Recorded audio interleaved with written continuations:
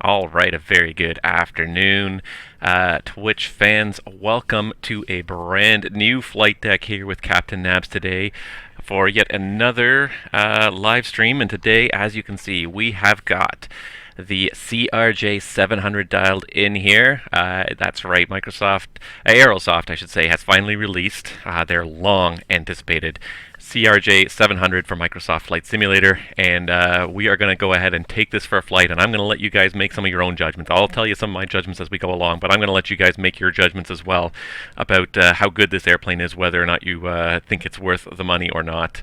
I thought it was. I definitely felt it was, and I stepped up and I went ahead and put it in my hangar because I think it's a great. I think it's going to be a great addition. I don't think it's perfect yet, but I think you'll see as we go along here how it works, and hopefully make it, like I said, make your own impressions of whether it's worthwhile for you or not. So before I even hop in the flight deck today, I just want to have a quick look at the exterior view of this airplane. She looks really good sitting here in Microsoft Flight Simulator. She's a very slick airplane. If I can just get this to actually move there. Of course, now my mouse is not moving very smoothly, but very slick, very detailed as well as you start to look around here. So I'm going to go ahead and put this in TrackIR mode just to let me have a little look around here as well. But lots of detail here. It looks very crisp even when you get up close. Even things like you can see it says operated by SkyWest Airlines. You can read all the individual text. So some of the stuff that Aerosoft was talking about with being able to put different size decals on the text on top of the textures here makes for some really crisp textures here all over the airplane. It looks really good.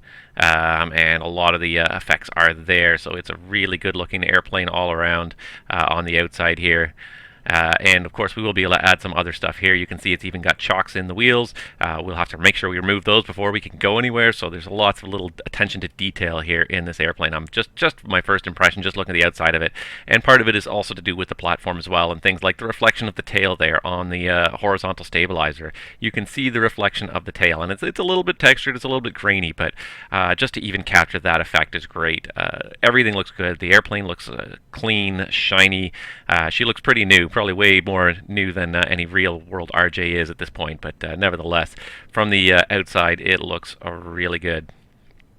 And of course, we would be remiss if we didn't also just have a quick look inside the flight deck, and it's a good looking flight deck. Looks like I could reach out and just touch those cushions there. They're so the texturing is done so nicely all throughout here. Looks really crisp. Everything looks incredibly well detailed. The switches all feel nice and natural. There's even a HUD in this airplane. I have not even felt inclined to use it. Apparently what's funny is if I do put this down right now, apparently it will work. This is something that was brought up is already to Aerosoft, is that even with the power off, the HUD appears to work. And then the guy made the comment in the forum, well, you know what, I don't think anyone bothered to flick it down with the power off before, so someone always will. And that's when you release the community, people will always find things. So it comes with a built-in EFB, and we'll go ahead through that. Everything seems to work quite well. I did run into some glitches. I did a test flight yesterday just to make sure it ran on the sim, but it's running pretty well.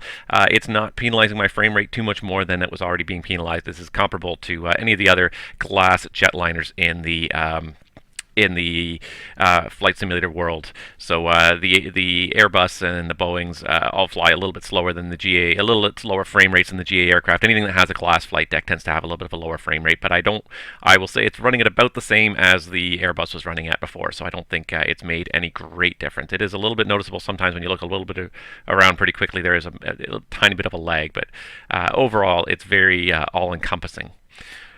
And everything is well detailed. There's tons of great stuff, and I'm going to go ahead and go through it as we go here. But for now, we're going to go ahead and start this puppy up. So I'm going to go ahead and pull out my checklist from one of these sides or the other. I'm sorry. Let me look around with my TrackIR on my head.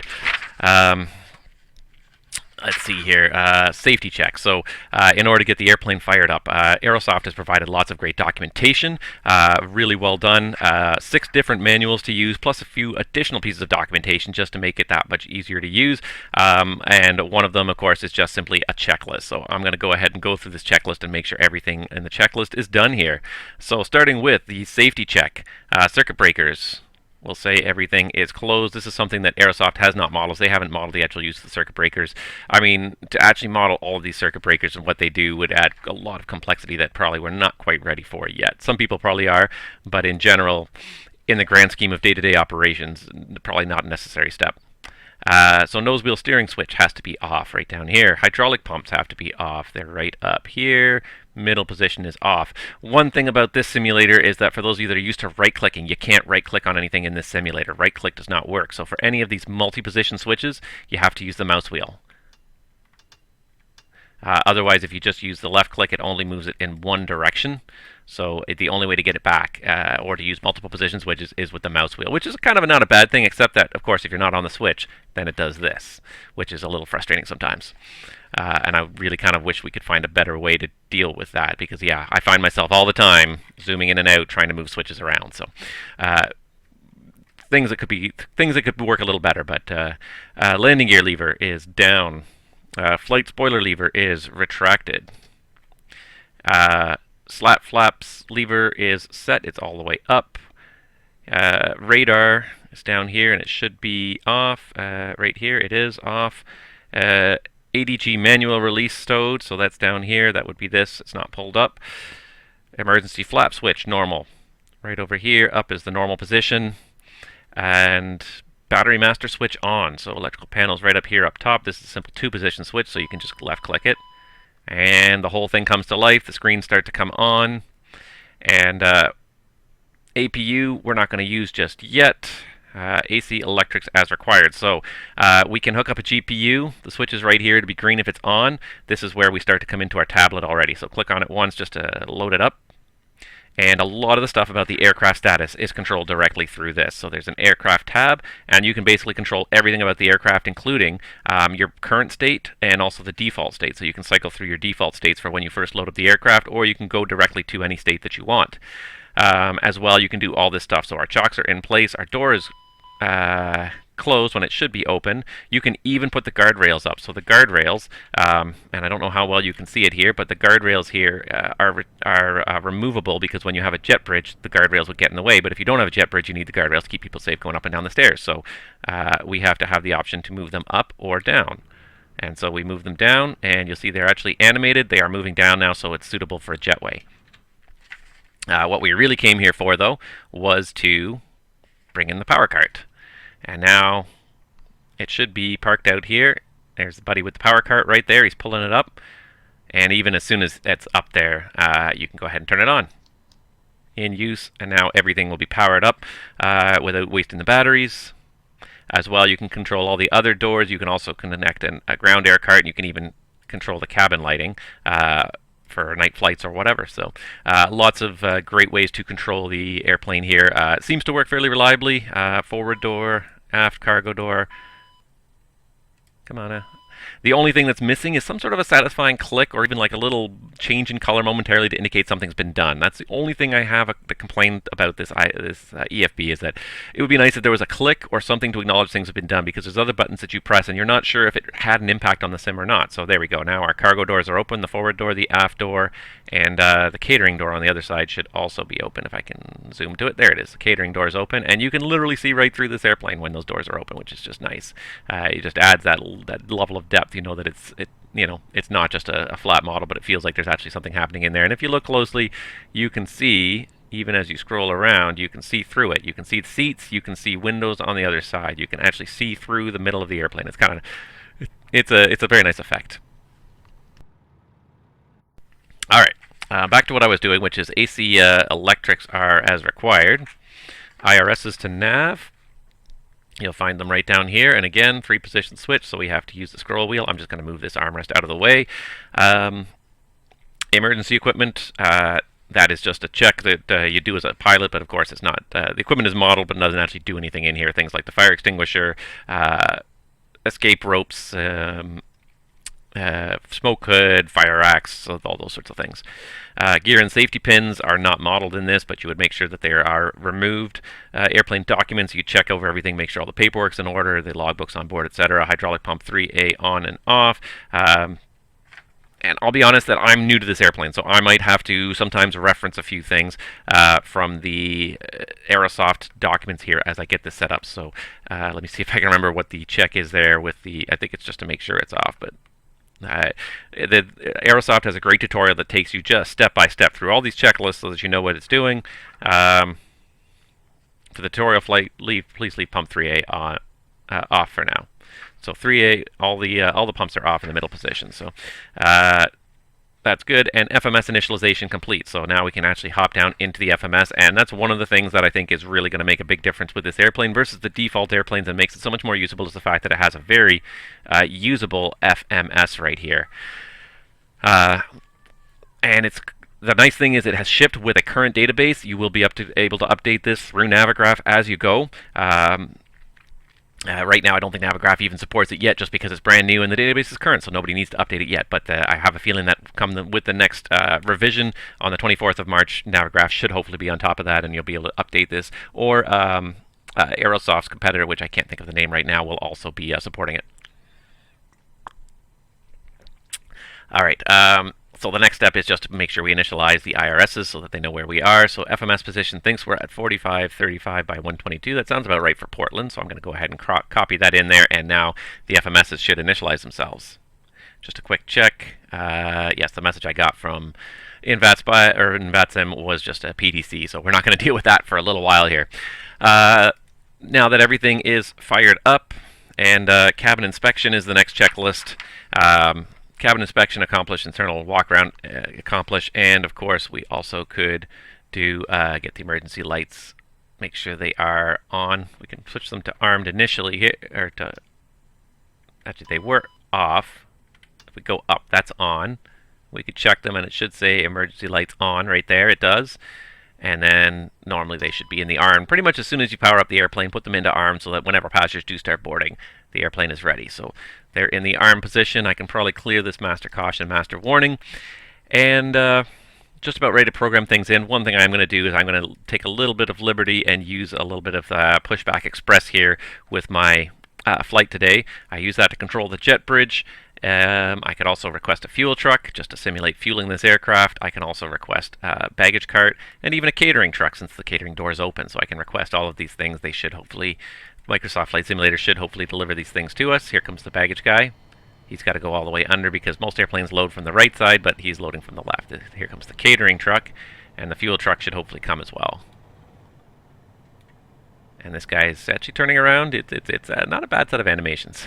I don't think he would normally try to duck under the airplane, but anyways, you take the wins where you can get them in this life. It looks pretty smooth and slick overall. All right, so now we can hop into the meat and potatoes of actually setting up the FMS here. One thing that I do miss about Microsoft Flight Simulator is just chase plane. The ability to have a whole bunch of predefined views is such a nice, useful feature, especially if you don't have, I'm lucky I have TrackIR to let me look around the flight deck. For the people who don't have TrackIR, I imagine it's a very, quite difficult to use this right now. Alright, so one of the other nice things as well about this already is that this is already supported by the AviaWorks Avia server. So I could actually use that. I loaded it up this morning and purchased a license, and I can actually use that to load up the airplane here. So I can press the flight plan button on my tablet, and it does work correctly. I can type things in. So today our flight KPDX,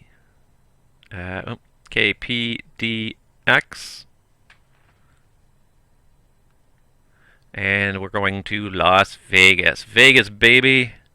We're going down there and gonna try and win ourselves a new car. No. So it does work on the tablet, which is really nice because, again, without chase plane to give you a good set of views around the flight deck, if you don't have something like TrackIR, it can be very frustrating to kind of use the mouse to input to this. That being said, I'm going to use the mouse as a demonstration for most of the rest of this flight, but it is nice to have this on the tablet so I don't have to be glancing down at it to see what I'm doing. Let's see here. If we have a ATIS, and let's get a departure runway 10 left and 10 right, and I honestly don't know where I am here in Portland today. I do, but I don't. Gate. Let's see here. Charlie 17. which I think puts me on the south side of the field here. Are we facing north, give or take? Yeah. So we're on the south side, so 10 right would be the shorter taxi anyway. So let's plan that initial departure off of runway 10 right. And we can also put in our alternate. I believe our alternate is Ontario in California. And there we go. And we can remember to execute this. It always says execute in the corner to indicate that you made a change that hasn't been executed yet. I made that mistake a few times yesterday programming it. Execute it regularly because it saves your changes. Now, what we can do as well, and I'll just show you this, is if you go to, I believe it's MCDU menu. No, MFD menu. It was here somewhere. I know it was here somewhere.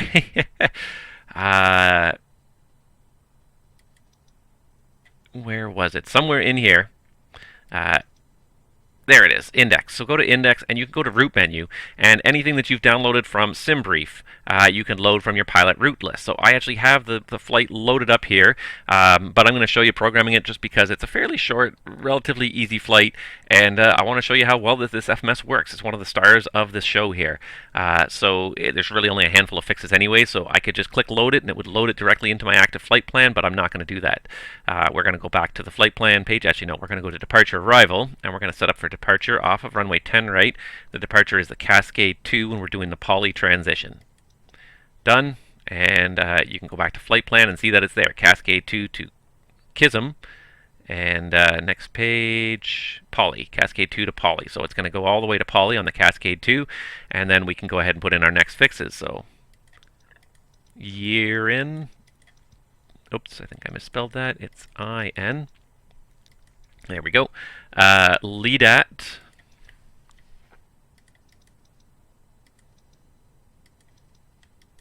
and then BTYBD, and that's where we join the stars. So see, this is such an easy route to program in, and there's no point to load it necessarily. And it just shows that this does work. It works quite well. I programmed in some Jet Airways yesterday. They seem to all work fine. It seems to be a very workable FMS, which is great.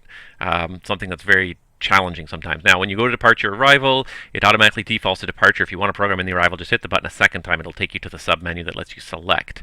And let's see here. We are planning today 19 left, which I believe is only an RNAV. So next page, RNAV, 19 left, RNAV Zulu.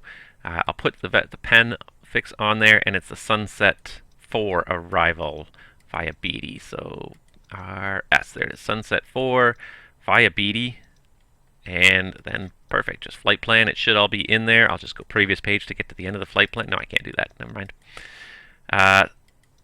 So after BD, Sunset 4, there seems to be some blank stuff in here. So let's just check let's execute it first, and then let's check the legs page here and see what's in here.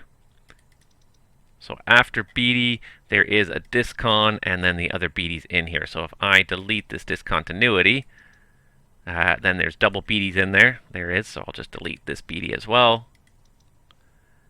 And now it goes from LEDAT to BD, and then to my Cal Fuzzy, so that's all the arrivals. Again, execute, hit in the corner here, execute to save that, commit that change.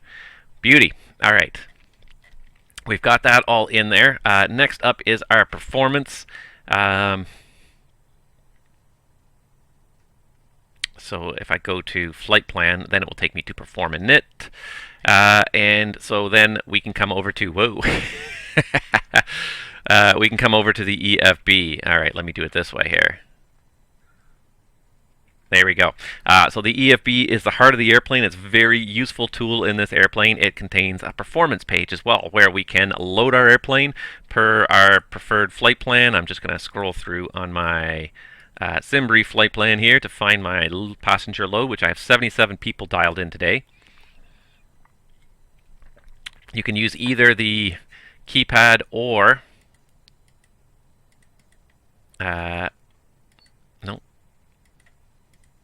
nope, apparently you can't use the keypad. I thought you could. Anyways, you can use these numbers. Big number jumps by 10, and little number jumps by 1. So I had it planned at 77, which is actually a little bit high for CRJ700. 70 is the maximum in this configuration, so that's what we're going to go with. We're going to have a few 100 pounds of cargo. Let's see here. Yeah, we could probably deal with about that much cargo. And fuel is also loaded through here. Don't use the weight and balance on the airplane in the sim. Use the weight and balance here in the performance page. So fuel, we should have about 13,000 pounds loaded up here. So 12, 13. Let's do it this way. Let's go 13,062. I'll go 13.1. Just give me a little extra above and beyond, and it even shows you here on the performance chart here exactly where your performance is, or where your takeoff, your current center of gravity and weight are. So we are under the max takeoff weight, and hopefully we should be under the max landing weight by the time we get there. And then you can first of all set payload, and simulator will actually transmit that information to the sim. And then you can choose to copy this either by hand, reading all this data off here, or you can just copy it directly to the FMS without having to copy it. So if you're in a hurry to get going, there's a couple of handy buttons here. So let's say I'm not in a hurry. Our ZFW is 59.7 and 18.4% on the CFG. So 59.7.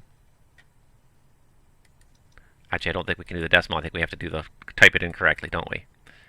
One problem with this airplane is this handle right here is directly over that clear button, and I find myself trying to move it a lot. Okay, so I think you have to type in 59,700. Boom. Nope. Okay, maybe not. Or maybe you have to type it in directly. So 70 people.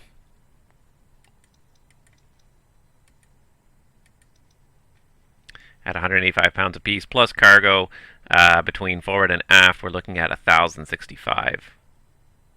So you actually have to type in. So this is why, again, if I was to press that button, it would be a lot faster and quick and easier. 1,065. So then that gives me my ZFW fuel on board, 13,160. So type that in.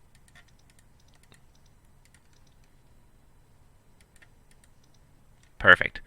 Cruise altitude today, we are planned at 37, and our alternate, just because for planning purposes, we need 280. So 37 and 280. And again, you have to type in the whole thing here. 37,000, no shortcuts unfortunately on this. 28,000, right? There we go, that's performance page 1. Performance page 2, you can put in your ISA deviation today, which is, let's see here, -1.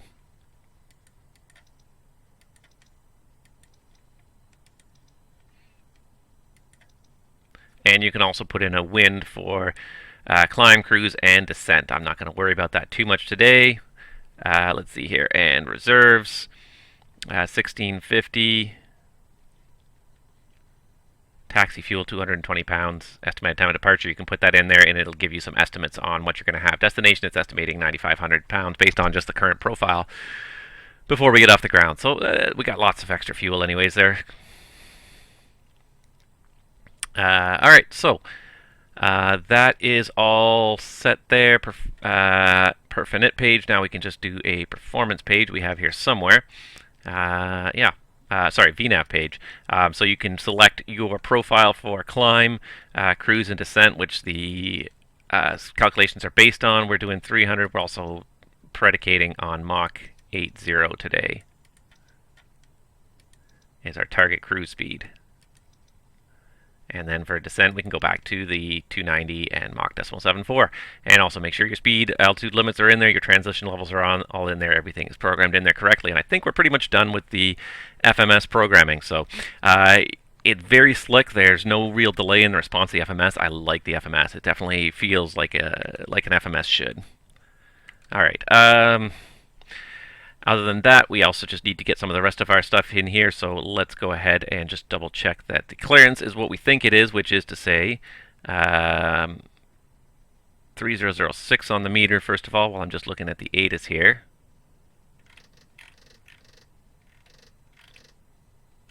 .3006 there, and 3006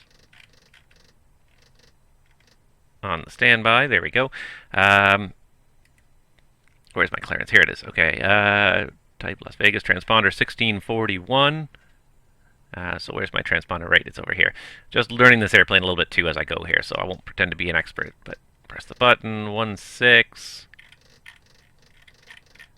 3641. There we go.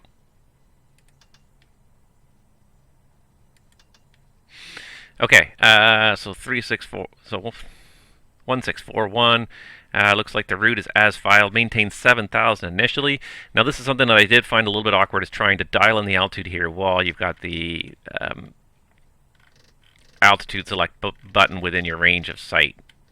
So that's something that I think will need to be, again, one thing that's also missing, unfortunately, is pop-out displays. And that was something that was so useful to have in P3D, where you could pop out a display and then move around to move the knob corresponding to that delay. And that's display. And that's something that it's a Microsoft Flight Simulator limitation. I'm not criticizing Aerosoft for that, but that's something that I think will make it a lot easier in the long run. Ground 21.9. So let's make it ground 121.9.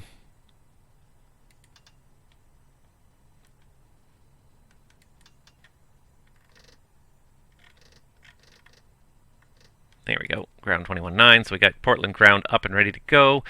Yeah, so top altitude was 7,000. I'm going to have to pull up my charts here just to make sure I know what the runway heading is here. Just give me 1 second. I'm pulling them up on my other screen really quick.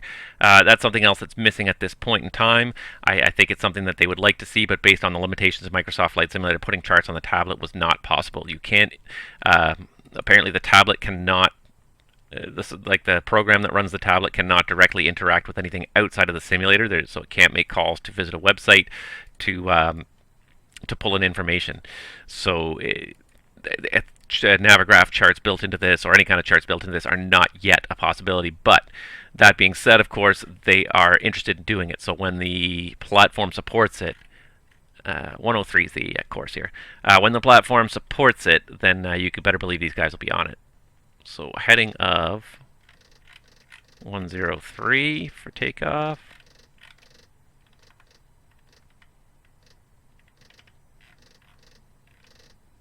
Oh, too far. Yeah. There we go. Heading 103. And speed. We'll get the speed indexes up here in just a second. Alright, so that's the other half of our performance page here, is our takeoff speeds and our landing speeds. So flap 8, dry runway, based on the current weight and CFG, these are what it calculates. And what we could do is we can press set all, and it will put them right into the airplane for us. And there they are. So VFTO 196, and then V1 134, VR 134, V2 143. So all the speeds are flagged right here. If you want to dial in the speed, you can to match V2. But because there's no auto thrust system, it won't necessarily do a whole lot for you, but it doesn't hurt to have it in there. And I think that's about it initially here. So I think we're going to go through our flight deck inspection at this point.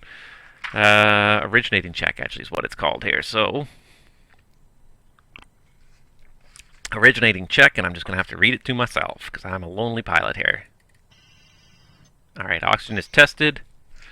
And audio warning panel test. So it's over here. Just make sure the green lights are out. Electrical panel checked. So we've got DC services off because we've got AC service available. The IDG disconnects are guarded. All the generators are in the auto position, which is the low position here. So the electrical panel is all checked. Fire detection complete. And so we get red lights. Master warning. I think as soon as I move away from it, it goes away, but we get the red lights for the fire. Let's see here. External light panel checked. So actually we didn't turn anything on when we started the airplane. We should have at least turned on the nav light. So now the nav light is on. Now we're a little better. Let's see here. External light panel, fuel panel checked. So our pumps are currently off, and all of the rest of our switches are normal. Bleed air panel check. So normal for the crossfeed. Bleed valve should only be auto. Isolation valve should be open right now, and bleed source both engines. And as long as it's auto, anyways, most of the other switches don't have an impact. It's only if the auto method if the auto control fails, then all these other switches become important. But we should set them up for the appropriate position. APU, we're not gonna. Well, we could start it now. As they say, virtual fuel doesn't cost us any money, so. APU in byte, so it's on our power on self-test, and then as soon as that APU shutoff valve open, APU door open, we can go ahead and push the start button. Start panel checked, so everything should be out. Continuous should not be illuminated. Hydraulic panel checked and auto. So what we can do is down here we can control all of our screens right here, and now we've got the hydraulic systems up. We can check the quantities to make sure they're at least 45%, and we can go ahead and turn on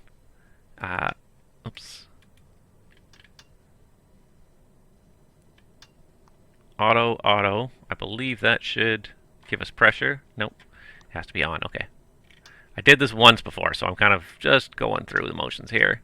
And 3B on as well, and this should pressurize all three hydraulic systems to 3,000 psi. It does, so we can now leave them in auto so that they are ready for flight. And the hydraulics 3A can go to on at this point. ELT switch, just make sure it's in the armed reset position. Cabin pressure panel, and it's going to be a little bit of an awkward one to see over here, but basically it should be in auto mode, which means this is out. And the emergency depressurization switch is guarded. The manual rate is full decrease, and the altitude button here, manual altitude, should be in the hold position. Air conditioning panel, we can activate the packs at this point in time with the APU running in a moment here. Yeah, it should be running already. Get our recirc fan on as well. And then manual control is not required of the cabin temperature. The auto system should work properly. Let's see here. APU, sorry, I'm out of order here. Where did I go here? Air conditioning panel checked, anti-ice panel. So if we need the anti-ice, we could turn it on now. We shouldn't need any of it other than just making sure that the windshields are on a low right now for startup. And emergency light switch armed. I believe I did arm it already. It is armed. And while we're over here, we'll say that the fueling is done, so the seatbelt sign's going on as well. Standby compass checked. It matches pretty well with what we've got on here. Yep, just a little bit left of 030. Nose wheel steering switch should be in the off position right now. Clocks are set automatically to match the sim. Instruments checked. No flags on anything, and everything looks like it matches pretty well with what we're supposed to be at here. We're close to sea level. Upper pedestal checked. So make sure that the we could test the where am I here? Hold on a second. Status page. There it is. So we can test the main landing gear overheat. We can test. We can test the anti-skid by turning it off. We get the warnings and then turning it back on. Engines, we can check our engine sync to make sure. Normally we'd leave it at N1 is the better one to sync. We can also test all the lamps in the flight deck by pushing and holding that switch, and all the light bulbs will light up, and you can check for burnt out light bulbs.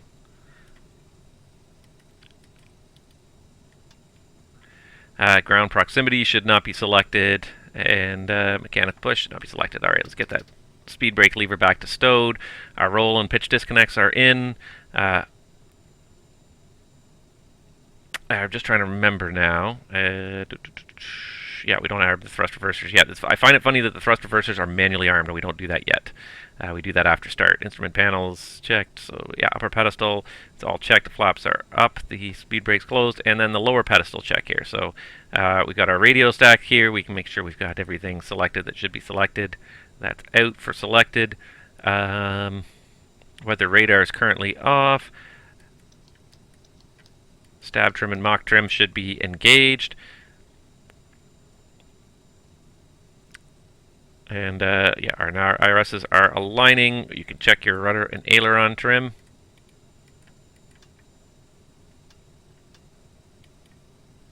And now I've misaligned the aileron trim there. Now I gotta line it back the other way. That's pretty close.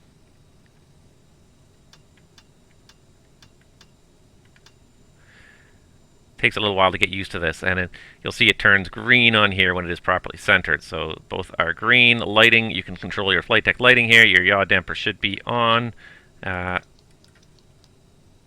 Make sure both of them are on. We can do the PAs and everything here, chimes, etc., and all of the rest of our radio control panels. And if we were using the HUD, we could use that. Cargo fire extinguishing as well down here, and make sure that all this stuff is in here. The parking brake's out, but all the rest of the stuff, the landing gear and the ADG are all stowed. So upper pedestal thrust lever checked, avionics radio tuning panels checked, trims are checked, yaw damper is engaged, and source select panel norm, which is these panels here, and they are norm. Alright, so that is the originating check. I think we're just about done. We're just going to do a quick departure briefing today to make sure we understand what we're doing here. So I've got my charts up here on my other screen. If I can just bring it over for a second here. There's my Navicraft charts. So we're here in Portland. We're going to taxi for departure runway 10 right is my guess right now. So it'll probably be out Bravo, crossing runway 0321. The departure today is the Cascade 2 departure. This is on, let's see here, 10-3, the 28th of July of 2017. Hasn't changed for a while. DDI or GPS required. We have GPS, RNAV1, radar required for non-GPS, turbojets only, and non-GPS equipped departing 28 left-right. That's not us. So initial climb is, let's do it here, 10 right and left, climb heading 103 to 540, then direct river, then on depicted route to Chisholm. And is there a top altitude? No, but he gave it to us anyway, 7,000. So 540, then direct river, and from there we go. So let's just check this on the legs page here, and what I can do right now is I can pull it up on my AviaWorks CDU, but my tablet timed out, so give me a second. There it is. I can go to the legs page, and then I can make sure that everything is in there. So river, so 540, then direct river, Kosug, Haddis, and then if I go to the next page, it should be Chisholm, and then all the way down to, it looks like direct to Poly, so Chisholm and Poly. So it's all in there, so that's it. Terrain is obviously an issue. We have to make sure we get to Chisholm by about, it looks like about 10,000 feet there anyway, so there is some high terrain east of the field especially, so if we have any major emergencies, we should try to stay relatively close to the field, or head south a little bit would be a little bit better. Weather looks like it's a clear skies outside today, and operational. I've got nothing to add. I'm just new to the airplane, so bear with me. And that's basically it. So while I'm out here, I just want to do this. I just want to get rid of the FS2 crew stuff here. The catering and the fuel and everything came and went, so it's all gone already. Perfect. So we can do a before start check. All right, let's see here. Before start check. Passenger signs are on. Landing elevation, that's a good one here. I don't know what it is in Vegas, actually, to be honest. Let's see, how can I find this out quickly here? Might be my flight plan. At the end of the flight plan is Las Vegas, and it should give an altitude, I think. No, maybe not. Maybe it does not. No, it does not. Okay, so the other thing I can do, of course, is pull up charts for Las Vegas. I just was trying to save a whole bunch of hassle looking at charts. So let's just do it this way. Las Vegas, open charts list. And we might as well at least do this one here. So Las Vegas elevation is 2,200 feet. So the funny thing is trying to do it like this, because this is the knob here. And it's over here, so I'm just going to hold it now while I'm away. And it's there in blue. I don't know if you can see it. I can't point to... Well, I can actually. It's right here. So we're looking for 2,200. So I'm holding it down until we get to about 2,200. Beauty. Perfect. All right, so landing elevation is set. Altimeters, we've got about 10, 20 feet, which checks on both sides and checks with the airport chart. FMS is checked and set. The IRS is aligned and in nav mode, both of them. Radios and nav aids are set, and the takeoff briefing is complete. The before start check is complete. Alright, so let's go ahead and do some stuff here to make sure we're ready. We've got the parking brake on, so you can go ahead and remove the chocks. Actually, before we even remove the chocks, we should remove the jet bridge. So let's go ahead and do that with the Pushback Express. Take away the jet bridge, please. Please. No, doesn't like to take away the jet bridge anymore.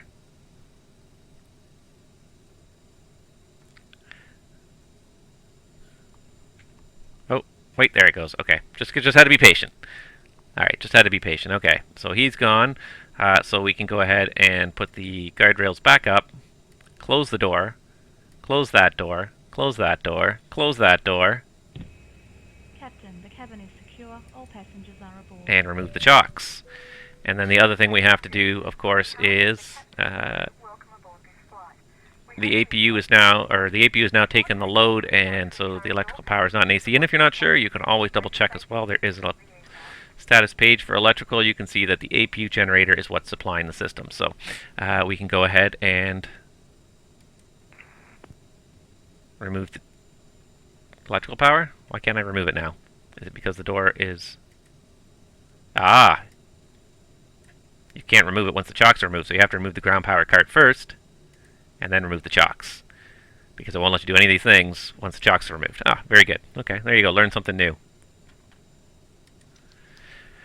Okay, and I think we're pretty much ready to start up. We're going to use Pushback Express today to push us back, because I find it's a little bit easier than trying to use the sim stuff.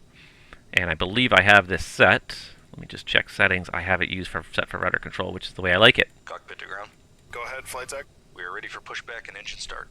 Roger. Release the parking brakes, please. Alright, before I release parking brakes, just a clear to start check. So personal electronic devices are off. APU is on. Electrics are checked. Just checked them. Takeoff data is all set.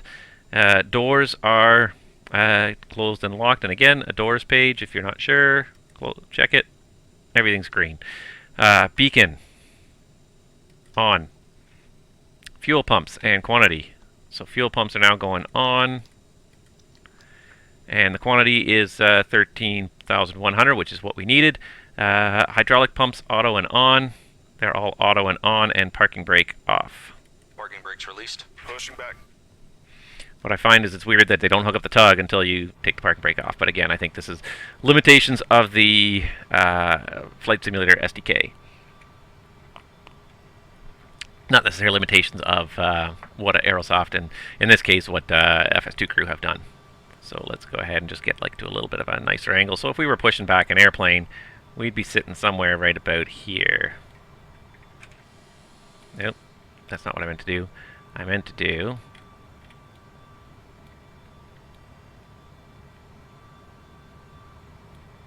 There we go.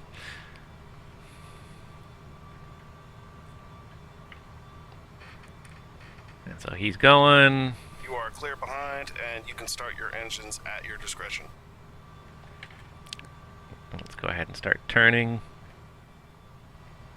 And we'll start the engines in just a second here. Just got to watch my actual pushback here and make sure I'm doing it properly. But this is tons of fun. I think this setup is definitely getting better over time as we get more and more add-ons and things are starting to work a little better. The setup of Microsoft Flight Simulator is definitely getting better. Alright, so I totally could have gone a little wider. Didn't even make it close to the taxiway center line. Really, at this point, it's not so much what I'm going for. So we'll just make sure we straighten this right out here, more or less. Something like that. And then we can go ahead and stop the pushback.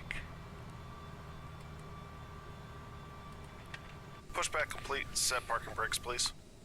Alright, setting the brake. Parking brake set. Oops. Roger. Okay, There we the go. tow bar is disconnected. Brakes are and set, the and let's go equipment ahead and is start clear. We'll engines. see you on the right-hand side Start of the engine pad. 1. Thanks, and you can disconnect and go to hand signals. Thanks. Have a good flight. See you later. And so we see we've got rotation, heading 2 rotation, and 1 rotation. I'm just going to move this back to the status page. And what we're looking for is 20% on N2, and then we can add fuel. And this one's a weird one. It's not a separate lever. It's part of the thrust lever. You can't move the thrust lever. 3758 Portland ground. Go ahead for SkyWest 3758. 5738, generally a call for a push onto Tango because that is an active taxiway. That's beside the point, though. You're there. Could you squawk mode Charlie and then call for taxi? Expect 10 left at Echo. Okay, we'll expect 10 left at Echo, and sorry about that. We'll go ahead and turn on the mode Charlie. Skywest 3728. 58, I think we are. Alright, so we've got the engine is starting. We've obviously got fuel flow, and we need to get the transponder on, which is... my thing is all out of alignment now here.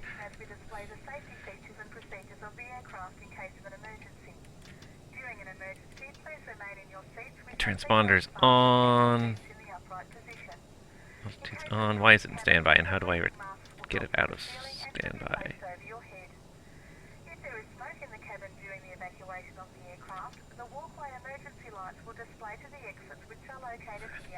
Alright, that's one thing I don't know how to do, and we'll just do it in vPilot and be done with it. Alright, anyways, we've got a good engine start on number 2, and what we're supposed to do as well is a quick fuel transfer check by turning off our boost pumps and making sure that we do get the appropriate fuel pressure low warnings, left fuel pressure low, and then we can go ahead and start the left engine.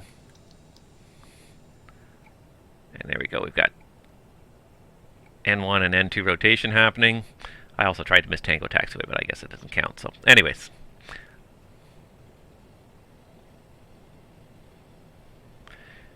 We are waiting for 20%.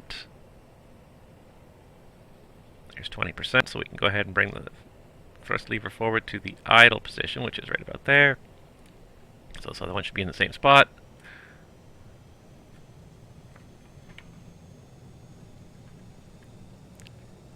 And we are waiting for, we got fuel flow, we're just waiting to see light off here.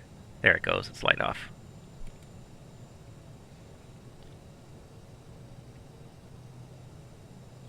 Alright, just watching that ITT rising, the end plane is accelerating nicely. It's looking good, and I don't even know, how did I get that up there? There we go, MFD data, that's what that button does, it switches the data. Oh, neat, I didn't even know you could do that. Learning something new every day. Haha. Can throw the MFD. I can throw the flight plan information up on the MFD. That's kind of neat. All right. So it looks like we got 2 good starts. We can go ahead the after start checklist here.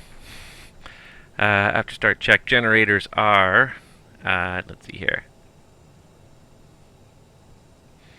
After start check. So generators are all in auto, and we should bring up the electrical page just to make sure that they did transfer over.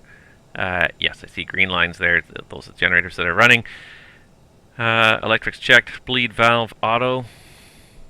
It is auto. Packs on. Packs are on. APU. We could shut it off at this point.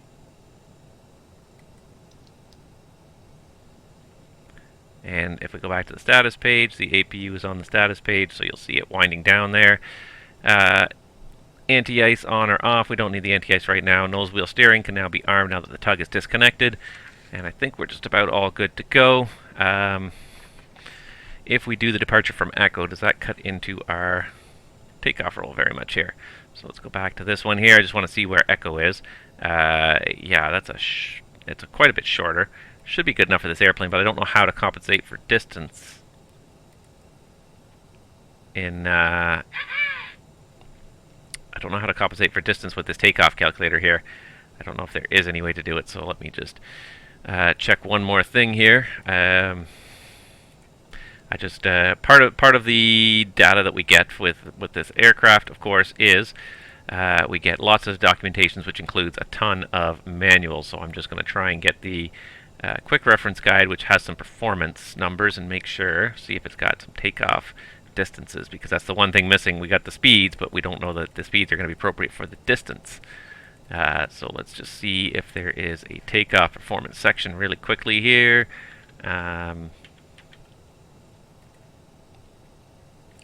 Takeoff, it doesn't give you distances though, it just gives you speeds.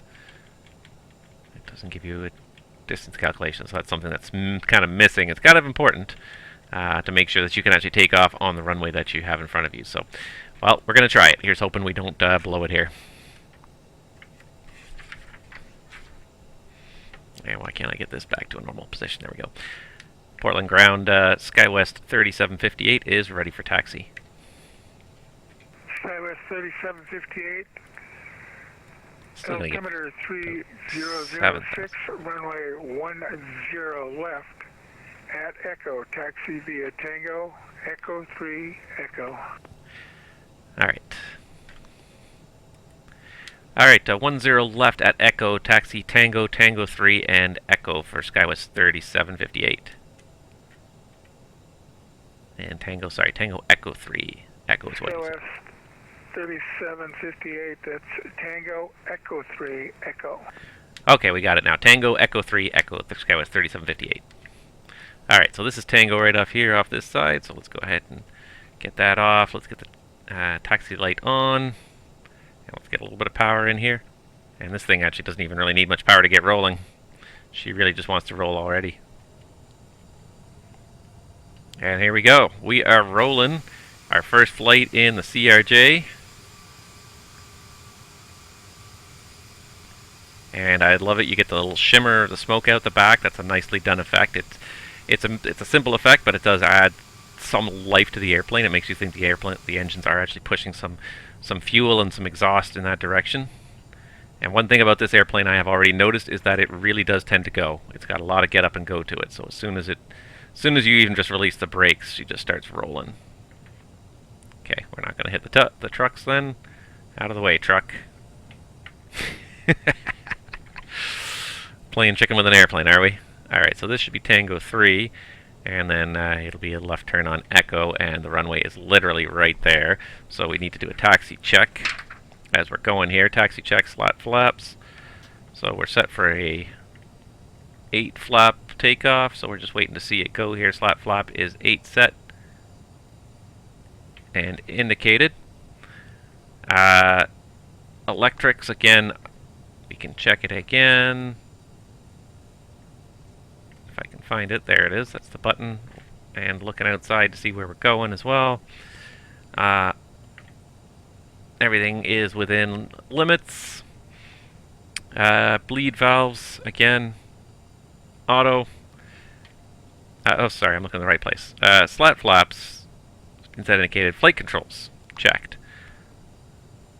And we got a separate switch for this here. So flight controls, elevator. You can see it down there on the MFD screen. Ailerons. And the rudder really quick. Which, if I wanted to, I could probably disarm the nose wheel steering for that check. Be a little bit smoother. I'm just going to set the parking brake for a second here. Trims, we've got 1, 2, 3 green. Thrust reversers now. We arm the thrust reversers, so if we need the thrust reversers for reject, then we've got them. Flight instruments, everything's checked, and actually one thing I need to do is just get the flight director up there with takeoff and go around. And brake temps are checked, so brake temps will be on the status page right here at the bottom. They're all green, and we are good to go. Taxi check is complete. Before takeoff checklist, lights and strobes on. So we're going to get lights and strobes on. Fuel cross-flow is in manual mode. Flight attendants, cabin crew seats for departure. Transponder and TCAS. I just lost where it was here. I had it earlier and I was using it before, and then I can't figure out where. SkyWest 3758, you alright?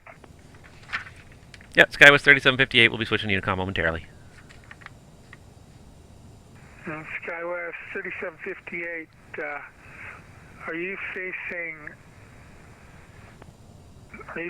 south? Affirmative. Copy. Are you, out of curiosity, if you are, you're at runway 10 right.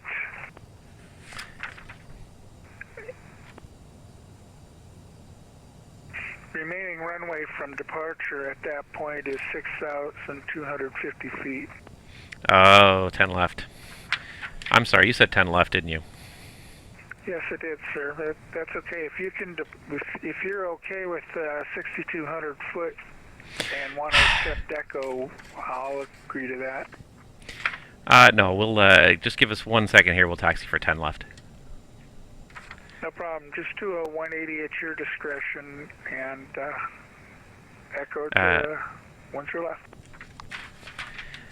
All right, sorry for that. We'll take the 180 and 10 left at echo for SkyWest 3758.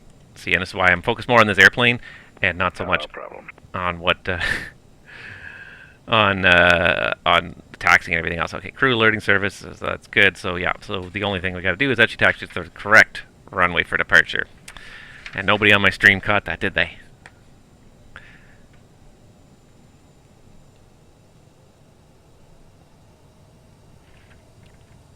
Alright, fortunately the RJ can make a pretty sharp turn here. Gonna need a little bit of power just to help keep it moving around the turn here. The only trouble is that trying to make a sharp turn with a full radius, it tends to slow the airplane down and it comes to a stop because of where the thrust is, especially on this airplane. So you have to sort of let it straighten out, gain some speed, and then start the turn again. And that is a problem with some airplanes. The RJ, because of the position of the airplane's engines on the tail, is even worse. They don't tend to push very well because they're not close to the center of the turn, but they're so far behind it that they tend to not necessarily push very well against the turn or into a turn. They're very closely aligned also with the center of the airplane as well, as opposed to being out on a wing where they'd be a little further out. They're so closely aligned with the center of the airplane that they don't provide much thrust in a turn. So you really have to carry some momentum into a turn with this airplane, or you will get stuck. Alright, so I think we got the whole before takeoff checklist there. And then bear with me as we do the takeoff, because again, this is only my second takeoff in the RJ. It's probably not going to be the slickest and smoothest, but nevertheless, it's nice to have a quality airliner in this sim.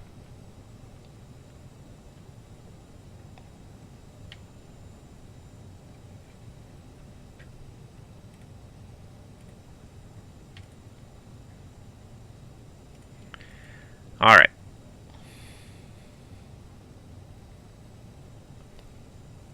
In which case we should also be reprogramming our departure to be off of 10 left.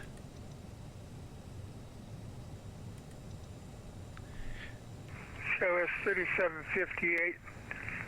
Thanks for flying Portland. Monitor 122.8. Also advisory has been received from McCarran that adult beverages and hors d'oeuvres are in the pilot's lounge when on arrival.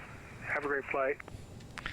Alright, we appreciate the help. Sorry for the correct runway there. And over to Unicom, SkyWest 3758. Have a great rest of the day. Alright, so now we're going to go ahead and take position on the correct runway. We got all the lights on already.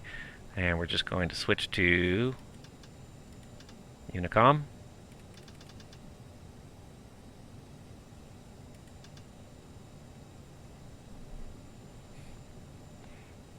We'll have to play with this more once we get in the air to make sure I understand how this TCAS system works properly here. But anyways, we are ready to go.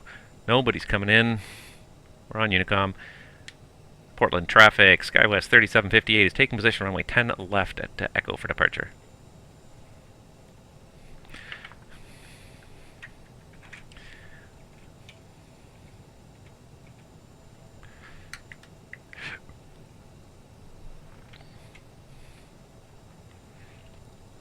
And I find I tend to sit very high in this airplane when I try to configure the TrackIR. I feel like I'm way up in the sky here. Alright. Here we go, 10 left. Get the power to about 70%, make sure 60%, make sure it's all stable.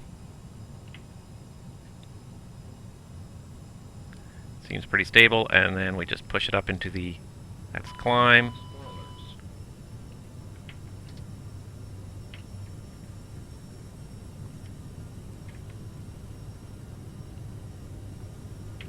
Do I need them armed or something? No, they were out still a little bit, that's why. Okay, let's get this back to focus on what we're doing here. And there goes VR.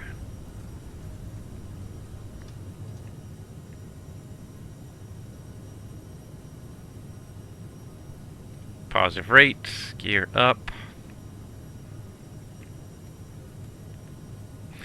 And this is one of the problems with flying this sim, is just everything looks so small.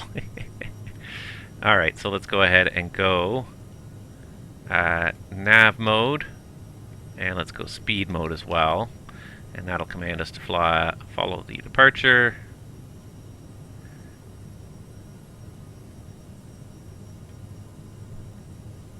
And we're well through 2,500 feet, so we can go ahead and pitch down, and let's go ahead and get the flaps to 1. And I'm so used to FS2 crew helping me here.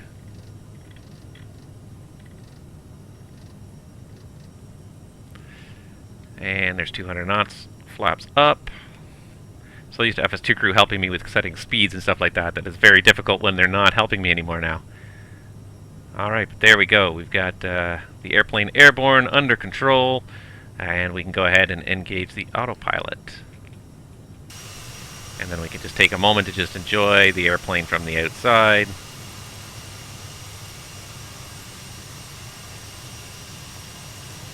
Because it is quite a thing of beauty to watch it and watch the scenery go by behind it. It's such a beautiful level of scenery, and so it's just nice to enjoy some of these external screenshots here. Alright, so let's just go back in here for a second. We'll zoom the range out. Alright, it's already capturing 7,000, so let's go ahead and set our cruise altitude of 37,000. Now, of course, one thing about this airplane is there is no... I find you have to hit all these buttons twice to get them to engage properly. That was one thing I realized yesterday. But there is no auto throttle in this airplane. So you have to control the thrust manually. You can still climb in a level change mode, which is what we're doing basically in speed mode. It just tries to keep the speed where it is. Let's see, we're trying to set 37,000 on the altitude, and then we'll do the after takeoff checklist. 37,800. Close but no cigar. And this is what I mean about the scroll wheel being annoying. There we go, that's 37,000 there. Alright, fortunately there's a mountain straight ahead of us, but we're just about to take that turn. And let's do the after takeoff checklist really quickly here, or the climb check as it's called. Fuel cross flow. Come on, you can do it. Fuel cross flow is auto, and bleeds and APU. Bleeds are auto, and the APU is off. Oh, the APU door is still open. That's one thing you gotta remember to do, is close the door by powering off the system completely. And then thrust reversers go off once you're up in flight until we're ready to land again, so they don't accidentally deploy in flight. And crew alerting system, nothing else is on there. I could turn off the continuous ignition. I don't need that anymore. And we're through 10,000, so we can go ahead and increase to 290 knots for our climb at this point.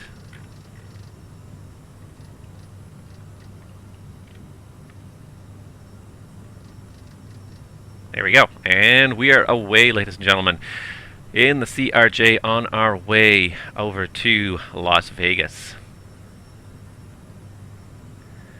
Alright, and as we accelerate to a higher speed, we'll get a little bit better mileage locked in. Right now in the top here it says an hour and 55. I don't think it's going to be quite an hour and 55 because we're going to be accelerating now. We're at 290 knots now, but we're still going to be picking up ground speed hopefully here as we head south again. There we go, we're leaving Portland behind us. There goes Portland off the right wing. And south we go. And how nice it is to have a good airplane in this sim. Alright, I see some clouds coming up, so let's go ahead and get the anti-ice system all on there. But yeah, how nice to have a high-quality airplane in Microsoft Flight Simulator. Fly-by-wire's A320 doesn't quite cut it yet. I think it will over time, but it doesn't cut it yet. There's that mountain peak we had to avoid, which is what our SID has done. But this is a really good airplane. The FMS, I like it. I like it a lot. It's very useful. It does a lot of useful stuff on there. Let's see what it brings up here. It brings up our destination, our estimated fuel. Now I think there's issues with this because I don't think we're going to have that little fuel left there. I think there's issues with this fuel. I think we're gonna have less fuel than that when we get there. So I think there's issues with the way this fuel numbers are calculated. I think the time is pretty reasonable though. 2018, that sounds pretty reasonable. An hour and 30 minutes from now. That's pretty, yeah, it's not an unreasonable time. Oh, that's BD anyways, that's the start of the -17, -13, I don't know what that means. Something about this it doesn't like. Oh, and the altimeter's there flashing at me, so we need to set standard and set standard. There we go. Yeah, so I think there's still issues with the calculations here. Looking like an hour and 40 minutes to Las Vegas on here, so that makes more sense. So the system's not perfect. I think there are issues within the FMS system, but it's on a basic level, it's very usable. It's definitely very usable. It's definitely very possible to fly a flight, change things throughout your flight. So it's definitely a very usable system, which is more than I think could be said for any of the other airplanes, certainly any of the other airliners in this simulator so far. But there we go. We are on our way down to Las Vegas.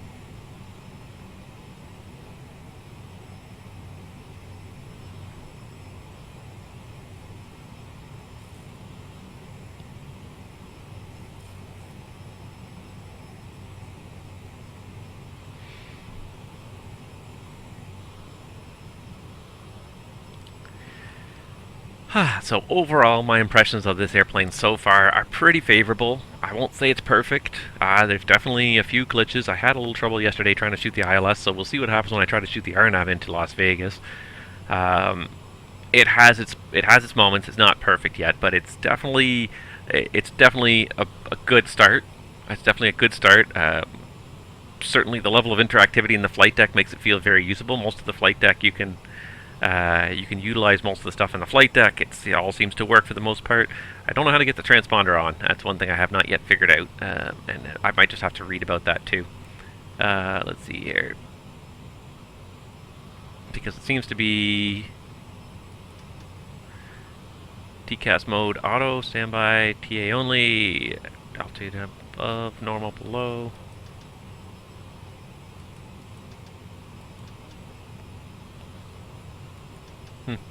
Okay. I'm not sure, I'm not sure how to turn on the transponder. In the Dash 8, it was hold this button for like 4 seconds to get it to work. So I would expect things would be kind of similar in this airplane, but perhaps I'm wrong.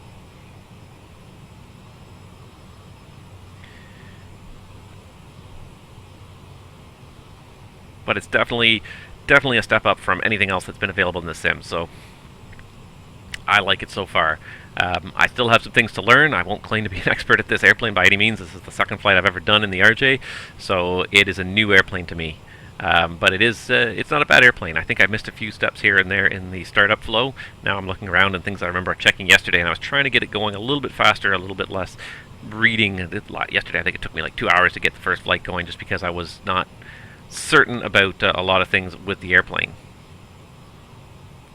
But now I'm feeling a little more comfortable with it, a little bit more familiar with it. I know where a lot of the things are, so I'm starting to reach that level of comfort with it.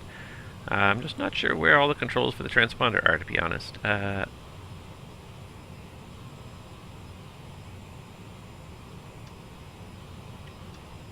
Aha! There we go. Yes, there it is. That's right.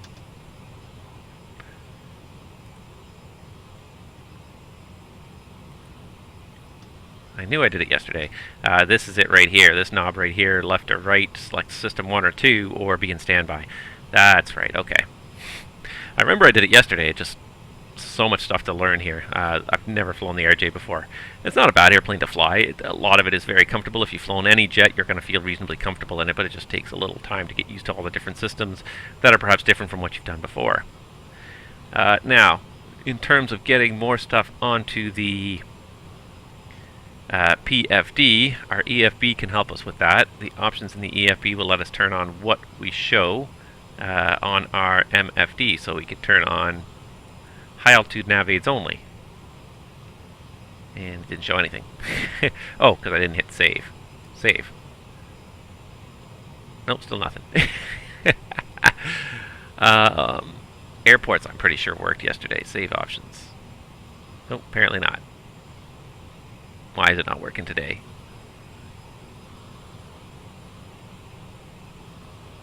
Worked yesterday when I tried to do it. Strange.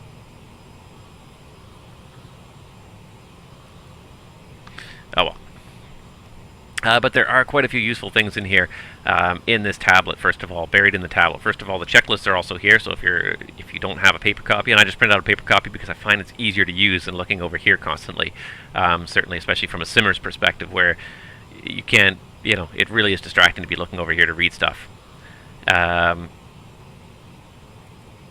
Performance calculations, obviously, really good.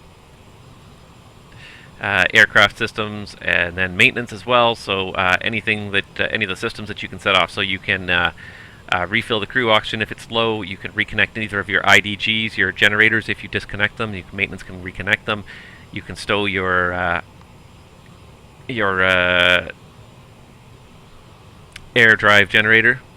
You can stow that if you deploy it, and you can stow the oxygen masks as well if you deploy them, and you can cool your brake temperature. So you can do a bunch of maintenance as well on the airplane, and of course lots of options. So you can choose the units, dual queue, single queue, realistic IRS align time, show or hide your throttle detent. So I kind of like to show it just so I can see on here, because I can't kind of look in both places, and because you can't feel the detents, it's kind of nice to have that.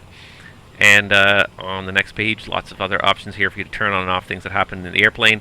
And the calibrate throttle is also, it's a great feature that I want to talk about briefly. Calibrate throttle will let you pick whether you have a single throttle axis or two throttle axes. It'll let you define the various positions of your throttle axes to match. Oh, we never went to climb power. I'm supposed to pull back to climb power. But you can set up your axis, so a lot like the way the Majestic did the Dash 8, where it'll show you the readout of the throttle at various positions as you move it, and then you can type in a number or select a number, and so you can have all these positions along all the different detents kind of selected at different points if you have a mark or something on your throttle quadrant. And the other beautiful thing about this, and something that's been missing in so many airplanes that is now possible, is you can activate reverse thrust using a standard throttle axis without having to use FSU IPC or anything, just a standard built-in throttle axis. You can define an idle thrust as being above the bottom of your range, and then you can have thrust reverse below that. So I actually have thrust reverse in the sim now available, using just pulling my thrust levers back just a little bit further, which is great. It feels somewhat natural. Okay, now with climb power, we seem to have lost some of our climb rate here. I may have to... Let's see, it's trying to maintain Mach decimal 7.4. I may have to pull this back a little bit just to continue the climb rate going. I'll pull it back to 7.2. Otherwise our climb rate is deteriorated to almost 0 here.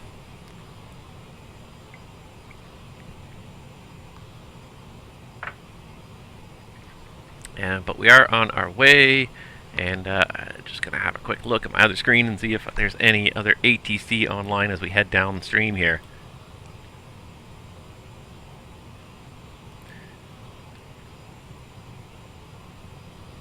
But definitely a fun airplane. I'm liking it already. It's not perfect. I found some issues with it, and plenty of people have found other issues with it. But it's a pretty complicated airplane at the same time. This is not a simple airplane. This is not a 172. The FMS alone is a very complicated beast that does a lot of different things. So, it's not to be expected that it's going to be perfect from the get-go. But overall, I do. One of the things that does impress me is just the interactivity with the FMS. You can completely interact with it. It doesn't feel hollow. It doesn't feel like it's like the flight simulator ones that are just, that are basically just showing you the flight plan, but you can't interact with them. This one is fully interactive. That being said, of course, there are a few limitations to it, but they are based mostly on the limitations of the airplane, too. There is no auto thrust system in the CRJ, which is something I'm not used to anyways. I'm used to having an auto thrust system available, so boy, she really does not want to climb at all, does she? 200 feet per minute now. She must be heavier than was originally flight planned, because the flight plan seemed to indicate we should be able to make it up to 37,000, no problem, but here we are stuck at Mach decimal 7.2 at 32,000, so maybe we'll level off at 33 for a little bit.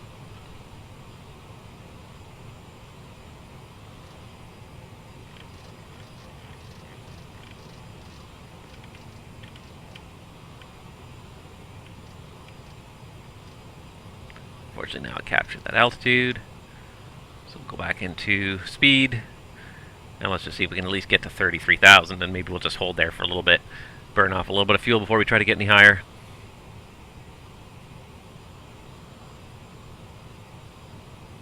There we go, it's already capturing. It's pitching up to actually to capture it, which is okay.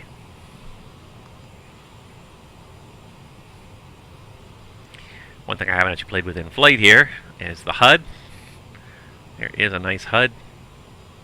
It's a little bit hard to see against the background sometimes, but there it is. 32,000, 33,000, it's capturing speed, pitch, FMS, 412 knot ground speed, Mach decimal 7.2 is set, the wind's off of our right side of 51 knots, yeah, not too bad. I haven't actually taken too much time to look at this yet, but it looks pretty spiffy, looks pretty effective. Cuts right through my head as I pull it back up again, but that's okay. What's a little beheading among friends? Alright, so there's 33,000, and now, hopefully, we should be able to maintain. I had planned at Mach decimal 8.0. I don't know if we're going to be able to even get up to Mach decimal 8.0, frankly. At climb power, she's a pretty... Oh, you know what else would help, probably, is if we stopped draining away some engine power for the anti-ice. That might help. Yeah, that definitely brought the power up a little bit again there. Yeah, look at the acceleration now. It was the anti-ice that was kind of killing our performance. So let's go ahead. Let's see if we can do 35. Let's just step it up there a little bit at a time and see if we can make it.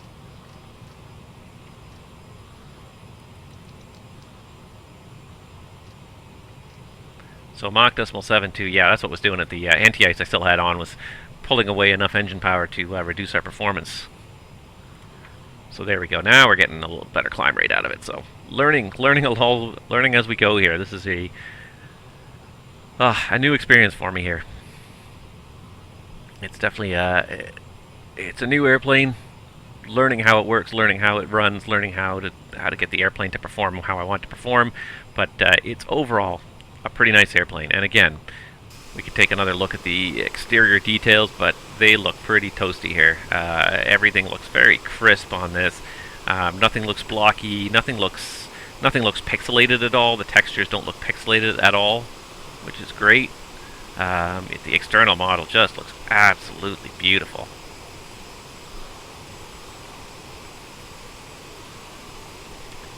And even just reflections of the airplane itself on its own fuselage, it all comes together extremely nicely.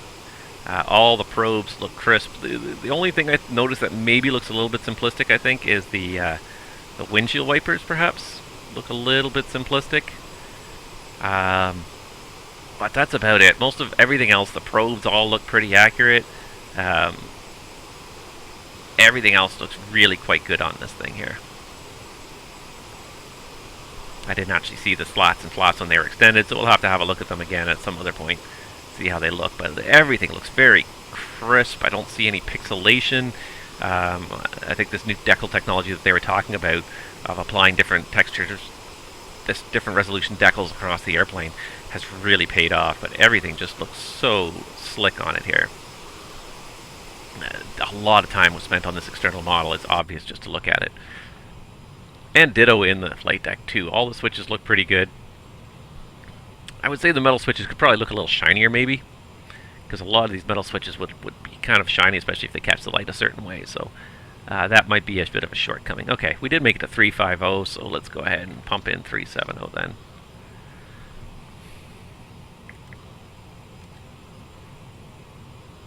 Alright, 36. There it is. And let's go ahead and get speed in there again. And we're going to climb at 7.4. Even that should be more than enough to get us climbing here. So it was that anti-ice. If you're having a hard time getting performance at the higher levels, make sure your anti-ice is off again. You need to get through the clouds, obviously. But then it really kind of penalizes your performance. And when you're getting up to the high levels, you're straining the engines to the maximum performance. They are putting out as much power as they can, and you're not, because the air is so thin, you're not getting a lot of lift off the wings. You need that engine power to help you get a little bit more speed, a little bit more lift. And there's not a lot of surplus power left when the atmosphere is as thin as it is at 37,000 feet. There we go. 5 minutes until we get to Poly, I believe is what that's telling me. Yeah, 5 minutes to Poly. Doing a ground speed of 431 knots. We're estimating an hour and 26 minutes from now till Las Vegas, and the temperature outside balmy minus 59 degrees. Brr. Alright, so we're 36 climbing 37. We did make it up to cruise. And then as you saw, the airplane just accelerated well above our target speed because nothing brings the power back except for the pilot. So you've just got to find a power setting that holds the speed you're targeting and just leave it there. So we're going to be targeting Mach 80 in cruise. We'll just have to just watch it accelerate and then pull the power back just enough to hold it where it is. And one thing we could also do too, I didn't do, was we can get the seatbelts off. Altitude capture.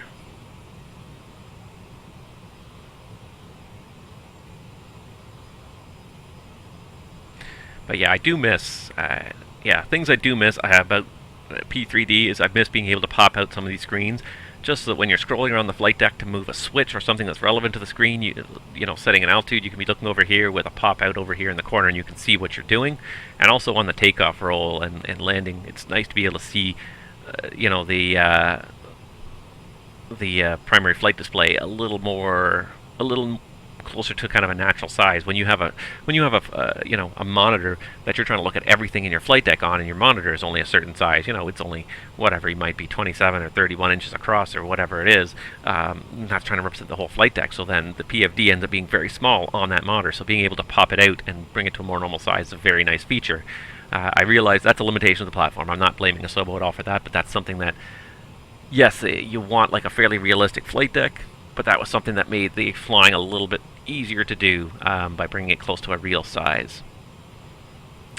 It's slowly accelerating. I just see the Mach number in the corner there. It's Mach 78485. It's slowly creeping up towards Mach 80, so I think we'll be able to maintain Mach 80. And that makes her a pretty fast little bird, this RJ.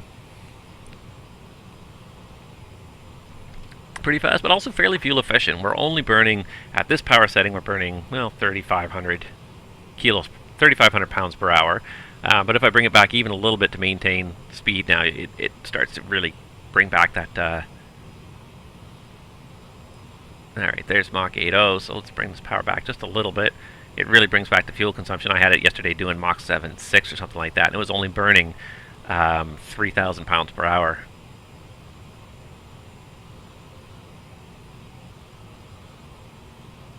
So it's just a matter of experimentation. You just pull it back a little bit, see if the Mach number rises at all. If it's still got a general upward trend at all, it seems to be fairly stable there around 802. So I think we've got a power setting that's going to hold us there and get us to our destination. So there we go. 802, 801, yeah, it's just hovered right around there. It's barely increasing, decreasing. You got to come back and check it every once in a while, but that seems to be it. It's set. We got a cruise power setting set. Let's see here. Things I haven't checked yet. I haven't actually checked the... let's see here. ECS in flight, just to see what the cabin altitude's doing. So cabin altitude's 6,900 feet. The rate's going down 100 feet per minute. 8.2 psi diff.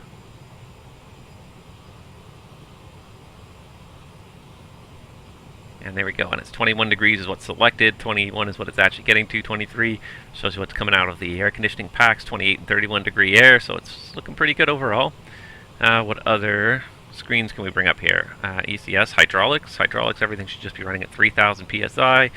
It is, it's showing you all the different systems. I like this as well, this is smart, so if one of the systems fails, you can read off the items that fail out of that one particular system.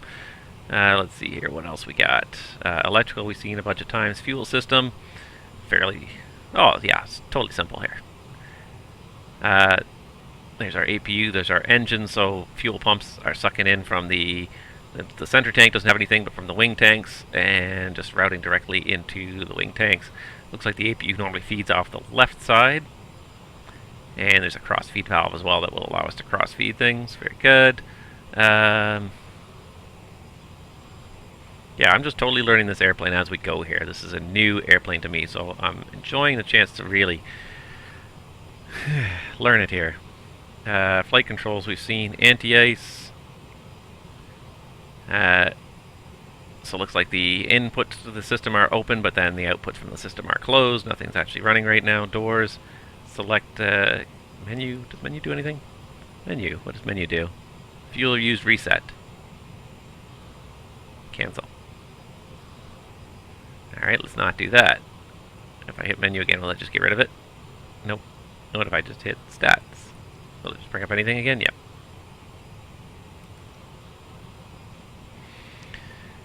Alright. I didn't put the flight number in. I thought I put the flight number in. I must have missed it. Oh well. Looks like this guy's still sitting here on that page, so let's put him on the legs page. There's something useful to see. So there we go. As I said, overall, his first impressions are that this is a totally worthwhile airplane to have. I think Aerosoft has a winner here, and I think they already knew that. I don't think anybody needs me to tell them that, because yesterday, as I was trying to get my hands on this airplane, their website basically almost ground to a halt trying to if you were trying to purchase this airplane yesterday when it first released, it took, the process took like 30 minutes or more, because basically there were so many people trying to buy the airplane at the same time that their website crashed. It took me about 5 attempts to buy the airplane. Once I bought it, the download actually was very quick, but just getting through the shopping cart process just took quite a few retries, because of just the sheer amount of traffic, I think, to their site. As soon as it was available, somebody posted to Facebook, and immediately hundreds, if not thousands, of people had bought it. And in fact, I think they said, Aerosoft said like a couple hours later that thousands of people had already bought the airplane, which is part of the reason why their website just got so slow, was the number of people buying it. And I'm sure there will be plenty more that will buy it in the next couple coming days, but it just shows you how much this airplane was anticipated and how much it was needed, how much everybody really felt that they need to get their hands on a high quality airplane to fly around in Microsoft Flight Simulator. So that's where we are now, is we now have our first high quality add-on. It won't be the last, but we have a high quality add-on here. Kind of bumped around there. I wonder if we just passed it like a pressure variation. I didn't even notice, but it was 100 feet high there for a second. It seems to be, doing an okay job getting back. It was probably just a pressure variation as we're flying around in the sim here. But how nice to have this sim outside to look at. What a difference this makes from the P3D world. The clouds are pretty good. They have a nice kind of wispy quality to them today. Sometimes I find the volumetric clouds, they look a little bit, they almost don't look well defined enough. Some days clouds are not well defined and they're just kind of misty and have some misty edges, but some days with some cumulus clouds you end up with very solid defined boundaries, and I find that this sim does not capture that particularly well. But there are so many variations of cloud types out there in the world that it's hard to capture everything and create something that's effective for everybody. So yeah, but yeah, I think Aerosoft has a winner. I think they probably made back at least half the money they already sank into development, if not more, just yesterday alone from the sales alone. I would be surprised if they didn't hit close to 10,000 sales yesterday, just based on the enthusiasm throughout the flight sim community on the web, and everybody that I talked to. If they weren't planning on buying it, they definitely were interested in this airplane, definitely interested in seeing what it was going to be able to do and what it was going to be like when they got their hands on it. So I think they definitely made back the money they invested in it. And there's all sorts of neat stuff that they revealed on day one. I think the fact that the AviaWorks CDU supported this on day one was just fantastic. I've always liked the AviaWorks CDU. I think it's a great product. Again, it's so universal, just being a web-based system, that you can pull up any tablet you have already, or even a laptop computer, anything, to just get your CDU onto a different screen where you're not suffering from constant mouse clicking. These buttons are not the most efficient input device in the world, and especially trying to use a mouse to manipulate them, very, very problematic. So glad to see that is available already. That's going to make life a lot more comfortable, a lot more easy for people trying to use this sim.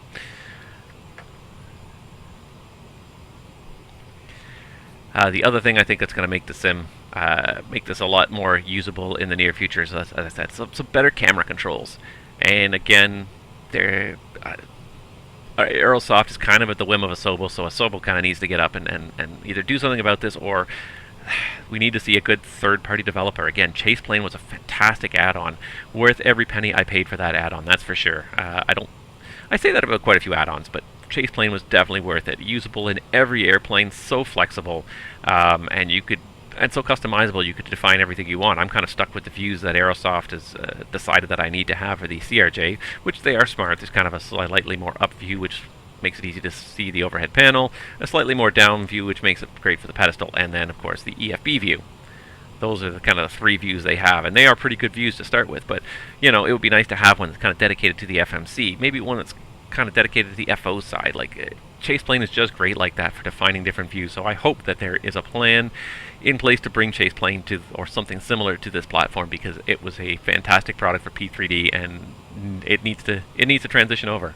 It needs to be a part of the Microsoft Flight Simulator world as well.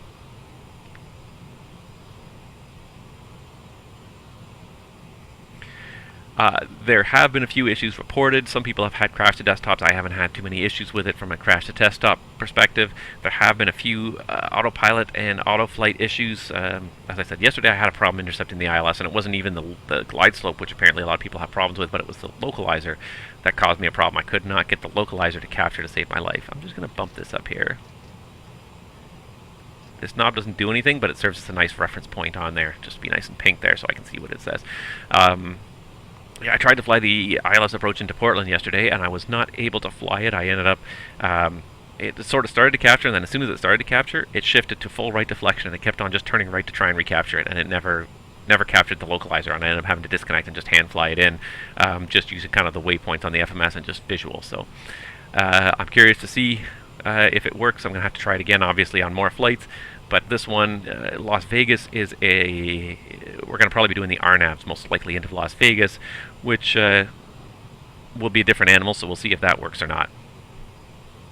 There have been, of course, lots of people reporting problems, but some of them have been just cases of people just not perhaps understanding the systems. But I'm sure that there are problems in here buried in. As I said, I ran into a problem yesterday where I tried to do direct to a fix using the direct button after I'd taken off on a vector SID, and for some reason it generated an arbitrary waypoint that was 50 miles off my flight plan that it tried to go direct to before it went direct to the actual fix that I was asking it to go to. So, you know, like here, but then I was here, but then it tried to fly me like 50 miles in this direction before it would go direct to the fix that I was trying to go direct to. So, there was an issue with that. That being said, the whole rest of the FMS worked fine in terms of tracking the route, and so far with the full RNAV SID out of Portland, it's been flawless so far. I haven't had to go direct anywhere. I'm a little bit hesitant to try it, but you know what? What the hell? Let's try it. Let's see here. Let me zoom out a little bit farther, because my next waypoint is so far away. Lead at there. I'm not sure if I want to go direct there just yet, but I kind of want to do it just to test it out and see if it works.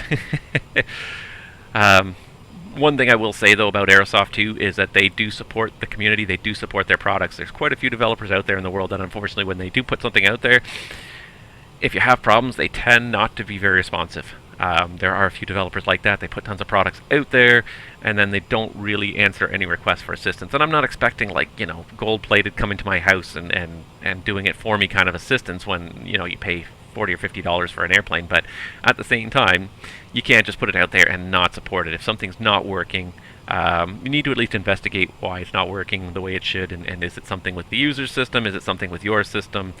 Is it something with the airplane itself? And so there are plenty of kind of companies out there that don't support, but I will say this, that Aerosoft does show all the signs of being a very good supporter of their software. Their forum had a couple hundred posts already last night, within, you know, 12 hours of release of people. Of course, most of their posts are people complaining. I think they should open up a forum just to say thank you. I think that would be a useful tool, would just be to have a forum open that just says thank you for putting this airplane out there, thank you for putting all the work into it. Because it's funny, I did a stream a while ago, and it was a comment that a certain developer made that for every, you know, dozen or so people that complain about a product and things that are not quite right with it, there might be one person that says, hey, thank you for bringing this out here and putting your time and effort into this. And especially for freeware developers, you know, the only thing they get out of it is just a sense of satisfaction. So if you can say thank you to a freeware developer who's given you something for free, just say thank you. It's amazing how powerful those two words can be when you put them together. People appreciate it gives people a good feeling. People appreciate it when you say thank you. And so many people in this world just take for granted. They take. You know, oh, it's free. It's posted on AppSim's library or whatever. I'll just take it and download it for free, and no big deal. And yes, it is free. Go ahead and enjoy it. That's why it's out there. But acknowledge that somebody had to do work to make it too. If you get a chance, thank those people. So Aerosoft, thank you very much to all of you on the Aerosoft team for putting this together. Obviously, you're making some money off of it, and it's great that you've managed to find a career where you can make money doing what you love. But I can see that it is also a labor of love, the way you guys support it and communicate with the way you support it and communicate with the user base through your forums and through other mediums, that you do support your product. You do want people to enjoy your product. You're not just selling it just to make money. Yes, you want to make money so you can have a living, but you want people to get the most that they can out of this product, and you do your best to support them. So thank you for creating this good product. Thank you for being good developers that support your product in the long run.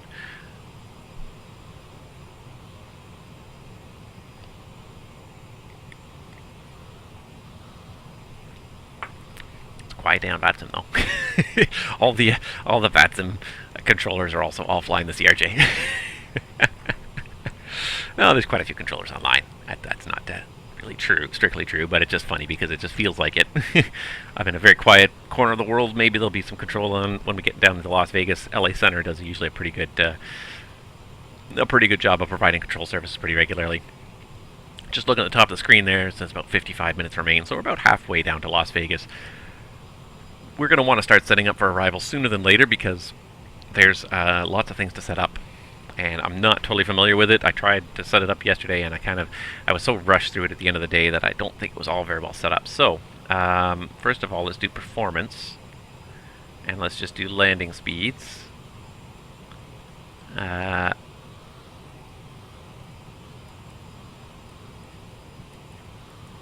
This did not seem to work very well for me, and I don't know how to make it set properly yesterday. I wasn't able to get it to set properly, so I'm going to have to make sure. Now, if I decrease this fuel load to match what I've actually got, can I actually decrease this once we're in flight? No, I can't.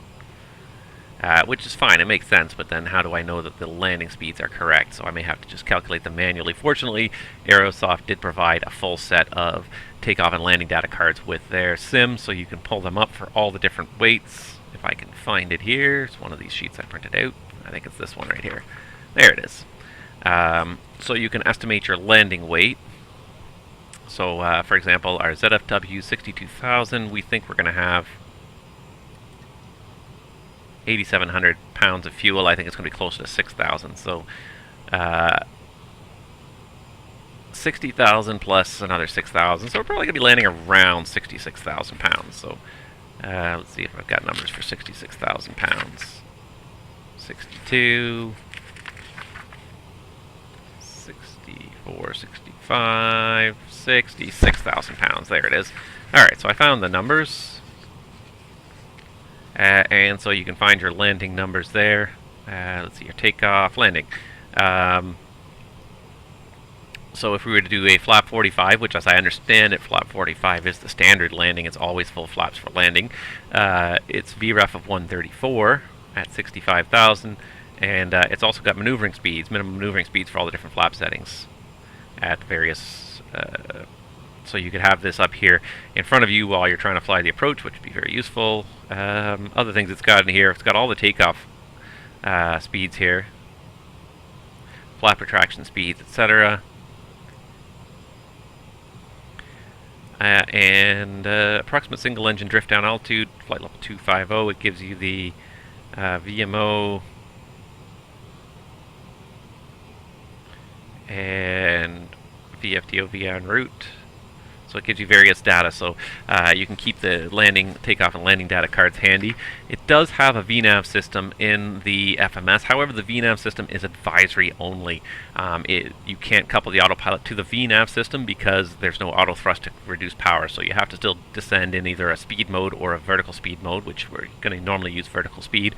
But it can provide advisories. It can draw a top of descent point for you. It can give you an arc. Or it can give you a readout of where you are relative to your top of descent, so you can adjust your to your planned VNAV anyway, so you can adjust your vertical speed to try and track it as close as you can. So we'll show that as we go down here. So let's just make sure that we have all the legs in here that we need today. So I'm going to go ahead and zoom this in here. I'm going to go ahead and bring up my charts for Vegas. Let's just move this over here so you can see both at the same time.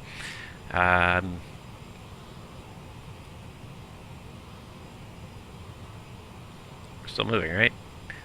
No, and there's not a little altitude variation there. Yeah, things are slowly shifting. It's just funny because it looks like it's barely even shifting at all. Alright. So Las Vegas. So today we're doing the sunset arrival, so let's pull that up. Let's pull up as well our... Let's pull up the weather actually first and about Vegas, just see what it's doing here. Winds are calm. Okay, that doesn't help me at all.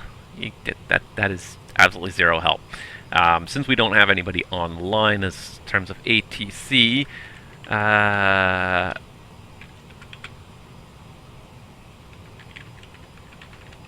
what we can do is we can go to Flight Radar 24 and just see what people are actually doing in real time in Las Vegas and use that as a guide. So that's another really nice website with real-time tracking. The nice difference between FlightAware and Flight Radar 24 is Flight Radar 24 will show you what's happening on the ground as well. So any aircraft on the ground that has their transponder on and it's getting a reading will show as well. So just looking at it right now, it looks like airplanes are approaching the 26s. I see lots of airplanes on the ground, but it looks like one airplane on approach on 26. And this one just departed. American 2407 just departed. So it looks like they're departing and arriving on the 26s. 26 left. So let's plan on that. Match the real world as best we can. So in which case, we're going to have to change this up here. So I'm going to do this using, again, my tablet, only because then I don't have to close the charts. So, departure arrival. So we're going to plan an ILS 26 left. We're going to see if we can get this ILS to capture here today, because it didn't capture for me well yesterday. So let's hope it does better today. So ILS 26 left, and let's see the transitions. Bourbon and Dixa. There's Bourbon. I don't even see where this Dixa transition is here. ILS 26 left. I don't see a waypoint anywhere called Dixa. Any other points that we can intercept it from? I think we're just going to get on vectors anyways. And Preno. We'll put in Preno. Preno's probably going to be a useful one. So we'll put Preno. We're still on the Sunset 4.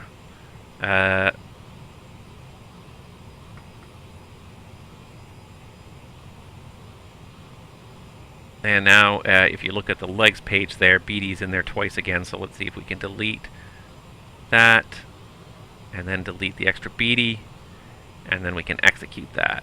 There we go. Okay, so we've got all that in there. Let's just, first of all, while we're up here, let's get this programmed in. So 111.5 and 259. So 111.5, first of all. Oops. That one. 111.5, swap, and ditto over here. 111.5, swap. Okay, so 111.5 is swapped, and then inbound course of 283. Can I adjust this course right now? I can't really do anything with it right now. One thing we could do, just for a moment here, is we could sync the heading bug. We got no turns coming up. Sync the heading bug. Go into heading mode. Move your nav source to Loc 1. And can I change the course? I can't. Okay, so what is it? It's I lost it here. It was 259. That's right. Okay.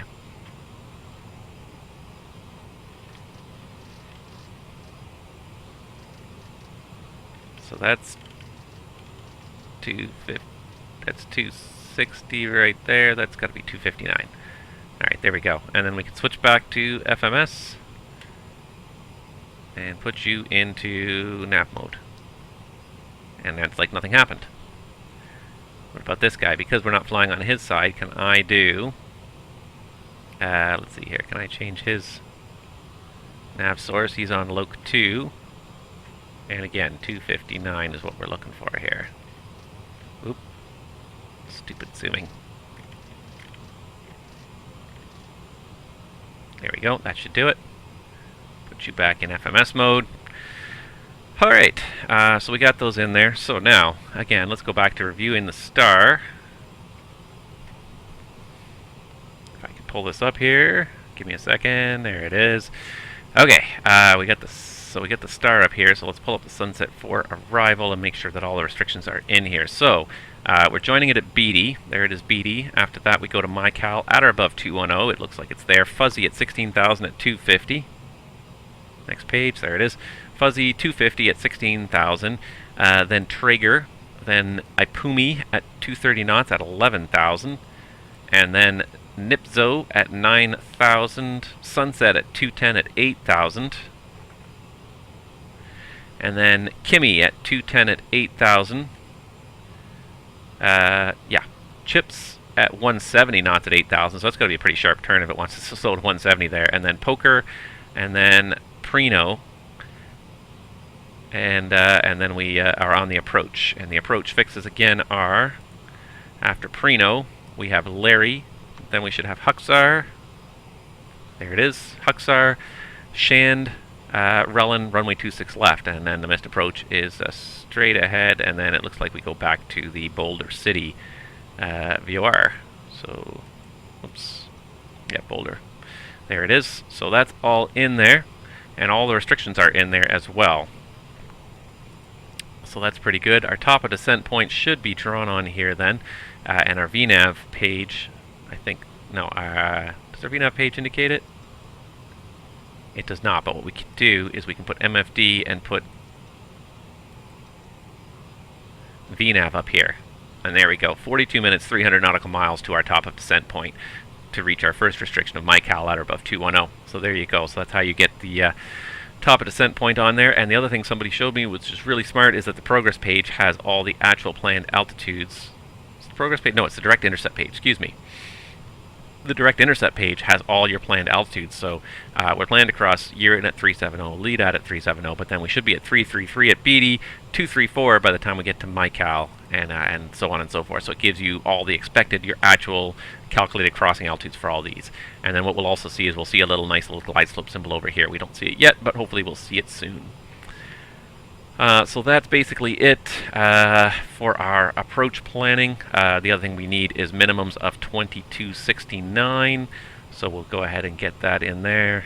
2269 for the straight-in ILSDA. And so in order to do that, I need here, MDA.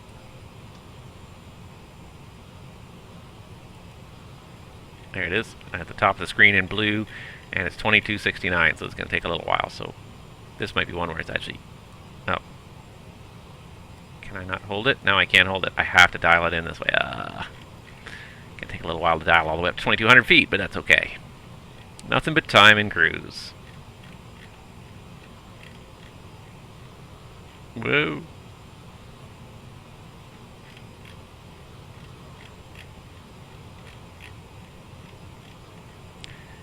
Alright, we're almost there.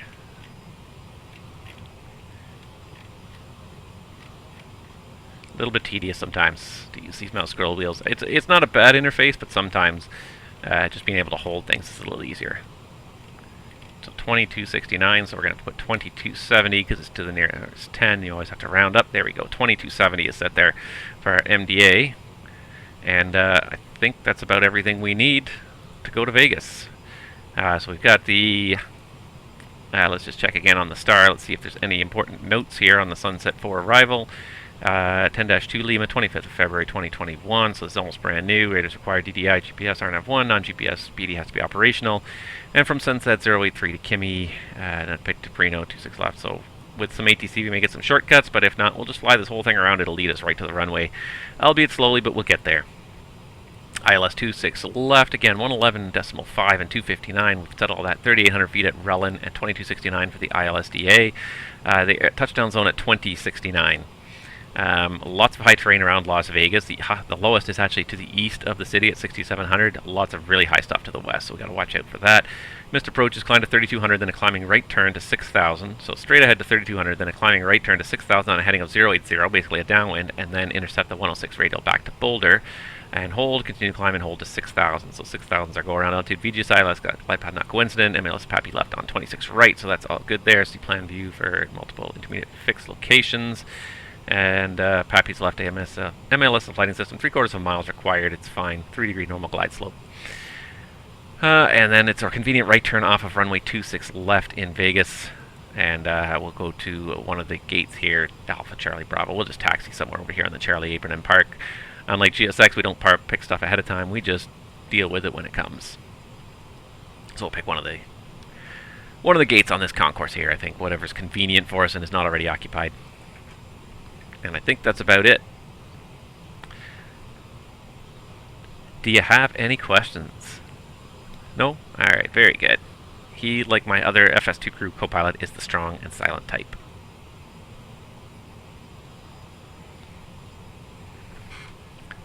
Definitely a nice, mostly clear day out here, although now it looks like we're getting into a little bit of high cloud here. Hope we don't have to turn on the anti-ice because that'll really cut into our power and our speed here. But we're looking at still 38 minutes to our top of descent into Vegas here. Still getting there. Getting there. I think what you'll find especially is at the top of the screen there, the ETA at the top of the screen. Where is it? Here it is. There it is. You'll find that's not particularly accurate because I think that's just direct from here to the destination field. I don't think that includes the route because it says 38 minutes to our top of descent and it says only 40 minutes to Vegas. I don't think that's really particularly accurate at this point. Phase descent. I don't know why it thinks we're in descent. It gets because the altitude keeps jumping, I think, and it keeps trying to descend to get back to it. How are we doing here? The other thing I've noticed about this that's not particularly accurate is the fuel burn. Something about the fuel burn here is not calculated correctly because when you take off, it only was estimating we're going to be at Vegas with like 9,000, and now we're down to about 6,500. And as we go, this number keeps on dropping. So there's something about this fuel burn estimate that is not totally accurate. I don't know what it is. I'm going to have to send a note to Aerosoft about that because it's not totally correct. I don't know why. I'm curious to figure out why, but it's not totally correct. So,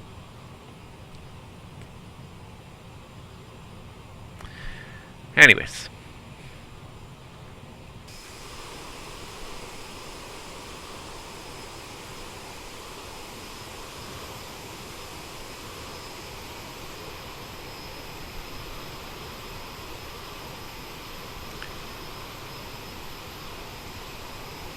the level of detail out here is quite phenomenal. Maybe just play with this a little bit here just to I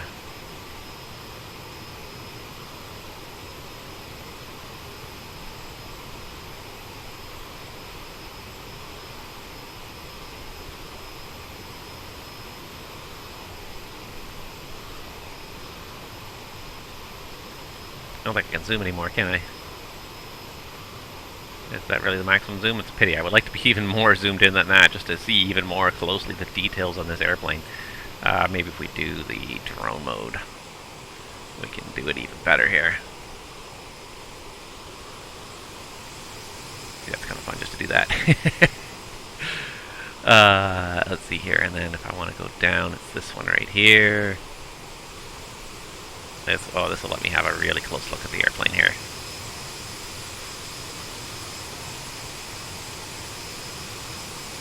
But like the deckling here is quite. If you get this close, okay, you're gonna see the imperfection. But overall, like you have to get really close to this airplane to see any kind of pixelation. Like ridiculously close. When you step back even just a little bit, it smooths out so much.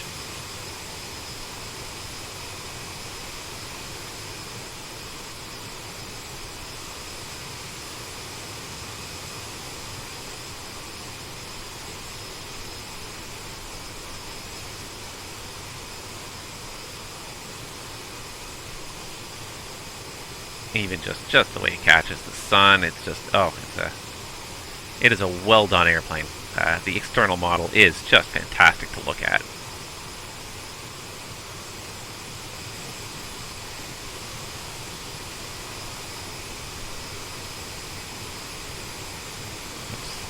Still trying to figure out these keys here and getting used to them.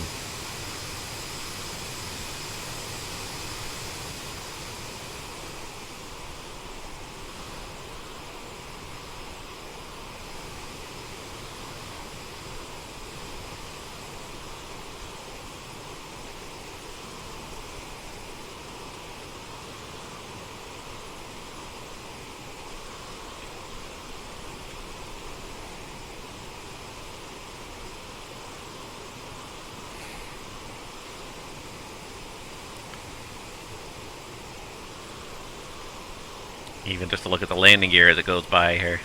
Clipping is probably cheating a little bit when you're trying to look at this airplane, but here's the thing too, like when you're in the flight deck, it's so fully detailed, but even the external view is so fully detailed. Now I'm just sort of playing with what Microsoft Flight Simulator can do and what it allows people to do to look around the airplane, but the fact that you can transition seamlessly from inside to outside, well, nearly seamlessly anyways. It certainly is, like I said, a well-detailed airplane. I am very happy with it. Very happy with what Aerosoft has done here. I think they've got a real winner on their hands, and I think they're going to have a hard time. I think that other developers are going to have a hard time playing catch-up for a little while, but at the same time, it's a great thing because Aerosoft really has blazed the trail with this airplane, forced Asobo to kind of implement a lot of things that maybe they weren't ready to, and had that conversation with them, and a lot of other developers are also going to be able to benefit from that. So, you know, I was forgetting the other day, again, Mathis he's a great developer because he posts a lot too. He's very open and shares a lot about what he does with the community at large, and that's really great because it gives you a chance to really get an insight into it. And one thing he said is that, you know, this is not a business where the competitors are cutthroat competitors and they hope that the other guy fails all the time. They're providing different products. They hope that their product will sell well. It'll be one that the market demands, but they very much work together. They help each other out in terms of trying to solve problems together. If there's a problem that they can't solve, they might go to some of the other developers and say, hey, how did you solve this problem? You know, and then they'll work together to try and bring the whole hobby up a level, which is great to see. All the developers, and I won't say all the developers always talk behind the scenes, there's not some secret organization, but they generally are connected, and they'll talk to each other, and they'll work together as a community to make sure things, and I'm not saying Aerosoft has gotten any kind of special treatment or anything, but they have simply, just because of the state that this airplane's in and the advanced state of development it was in and being ready to be released, they have pushed Asobo, I think, a lot to do certain things, to support certain things, to be ready for certain things so that their airplane could be released. And so thank you for that, because I'm enjoying this. This is beautiful. Just beautiful, sailing over the I'm not sure if we're over Nevada or California. We're just kind of flying down the California-Nevada border here on our way down to Vegas. Actually, what I can do, something neat that I can do now here, is I can pull up this here, and we are technically in Nevada, just on Carson City, Nevada. And I think this is the line right here. This is the border right here. So we're in Nevada right now, but I mean, that's California over there, that's Nevada over there. We're kind of flying right up the boundary here, so kind of neat to have that movie map down there in the corner. I like that. It's a new feature that I've been able to utilize in this sim thanks to Sim Toolkit Pro, which has some nice streaming tools. They're also responsible for that nice overlay at the top of the screen, which is different from the other ones I've used in the past. Not necessarily better, but I like it. It's nice nevertheless, so I'm going to definitely make more use out of it.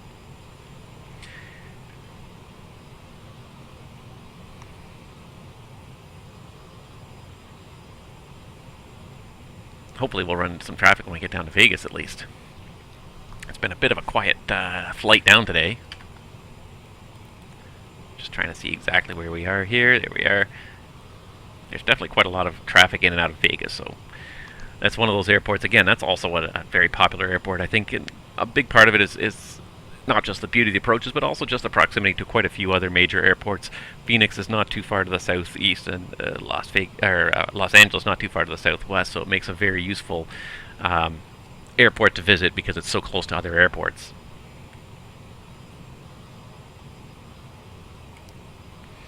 you know, the kind of the hour and a half is like the sweet spot in flight simulation for trying to get people to do a flight in a reasonable amount of time. This flight was probably a little bit longer than it needed to be, but I wanted a chance to also be able to plan stuff and just explore this airplane a little bit more and learn a little bit more about it. And I think I've been able to do that a little bit. I'm starting to gain a little bit more understanding of the FMS. Starting to feel a little more comfortable with the systems, how to fly this airplane, so I think in time it's going to become a very nice airplane. It's going to be one I'm going to enjoy flying, that's for sure. It's definitely going to be in the list of airplanes I fly regularly now, and I don't know if I'll stream it all that often, but if you guys like it, tell me, because I will stream it if you guys like it and you want to see it. So we still got 198 miles to our top of drop here, and it looks like it's going to be a pretty steep descent into Vegas.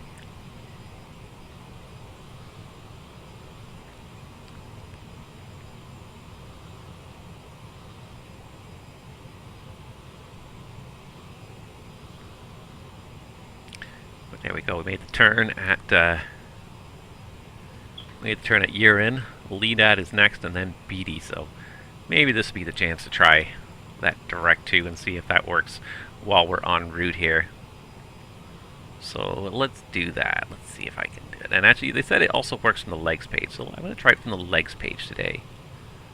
So direct to BD. No, that did something weird there. Nope, don't do that.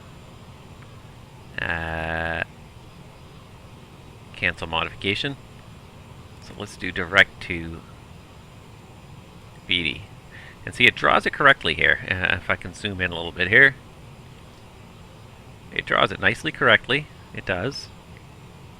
Execute. And today it worked. Very strange. Today it worked completely. That's exactly what it's supposed to do. And it's just drawn a straight line, and we're going a straight line. And it was a slight turn required to get onto this new course because it was slightly off from our previous course, but it seemed to be working okay.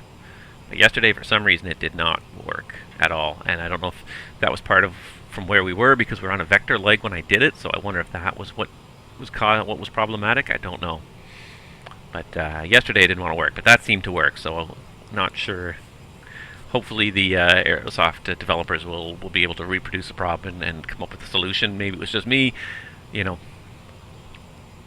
I did it like 4 or 5 different times in the FMS, and it ended up with the same result every time. So it was something about the way the FMS was calculating it didn't like it.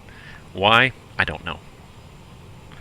So, anyways, we are just about there. Another 20 minutes, and you can just see it scrolling into view now. There's our top of descent point for Las Vegas. So we're going to be there in about, let's see, what does it say here? Progress page says we're going to be in Las Vegas in about 36 minutes. So in a little less than 40 minutes we'll be on the ground in Vegas, and I'm actually hearing some Unicom transmissions there now too, so maybe we're actually getting in within range of some other people, because boy, we had a ground controller when we left and we haven't had anything since. But she's a good airplane, and I'm really enjoying it.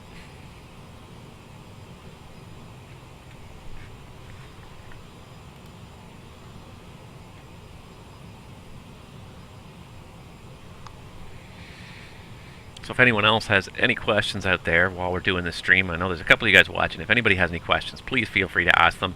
I'd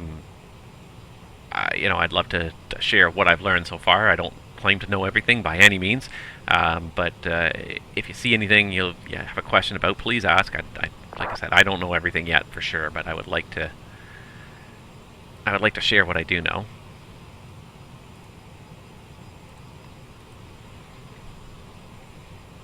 Starting to get a few transmissions here. PSP traffic. Starting to get into range of Los Angeles. I can see Los Angeles ground now on my vPilot window. So we're starting to get into range of something here.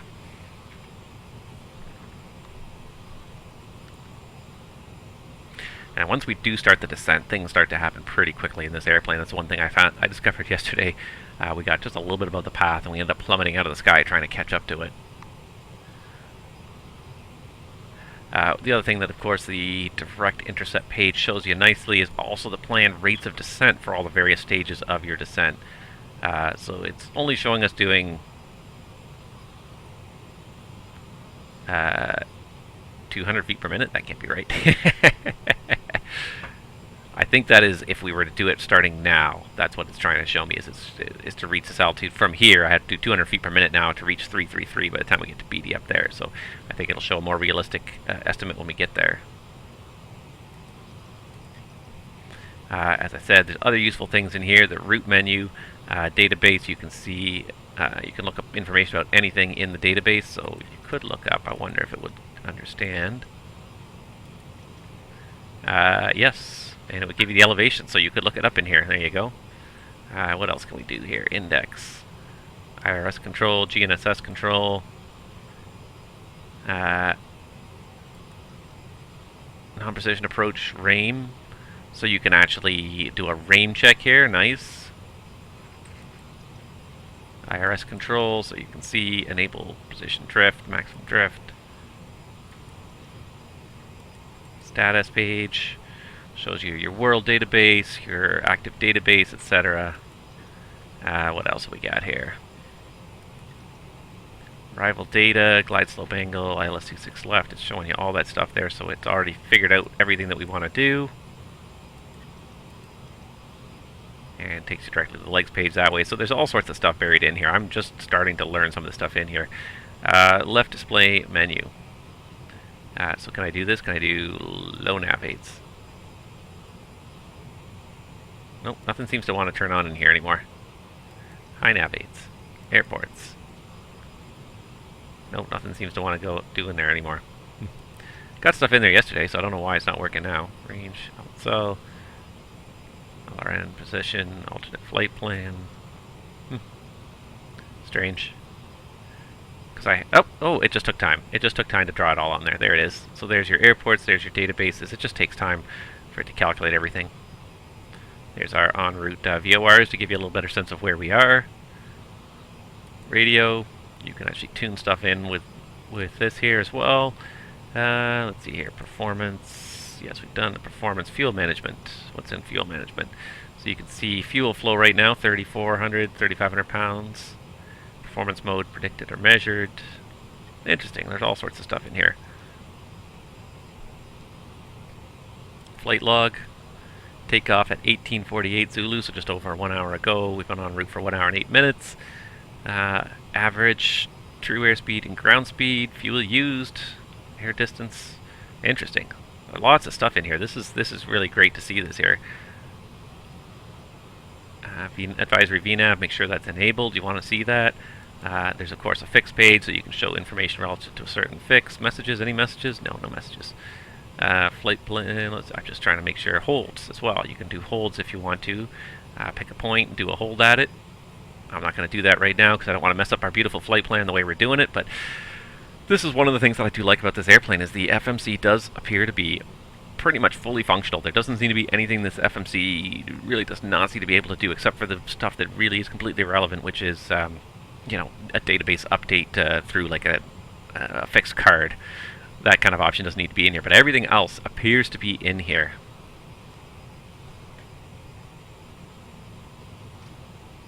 So let's zoom this in a little more. Nope, not yet. But we're getting close. We're getting close to that top of descent point there. Now we're about 10 minutes, 17 minutes away. Something's not right here. Because it says it says BD is 13 minutes away at the top of descent point 17, so something's not calculated right there. That's okay. I'm going to trust in the top of descent point that's painted on the map here. And we're going to plan to start that descent there, which is in basically 80 miles. So I think this is what this is telling you is what the first fix, the first restriction on your VNAV is in 16 minutes you've got to be at MyCal. So that's, I think, what it's telling you.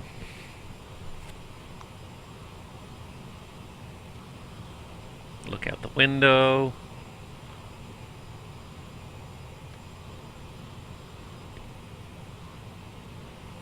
Such a beautiful world to be flying over.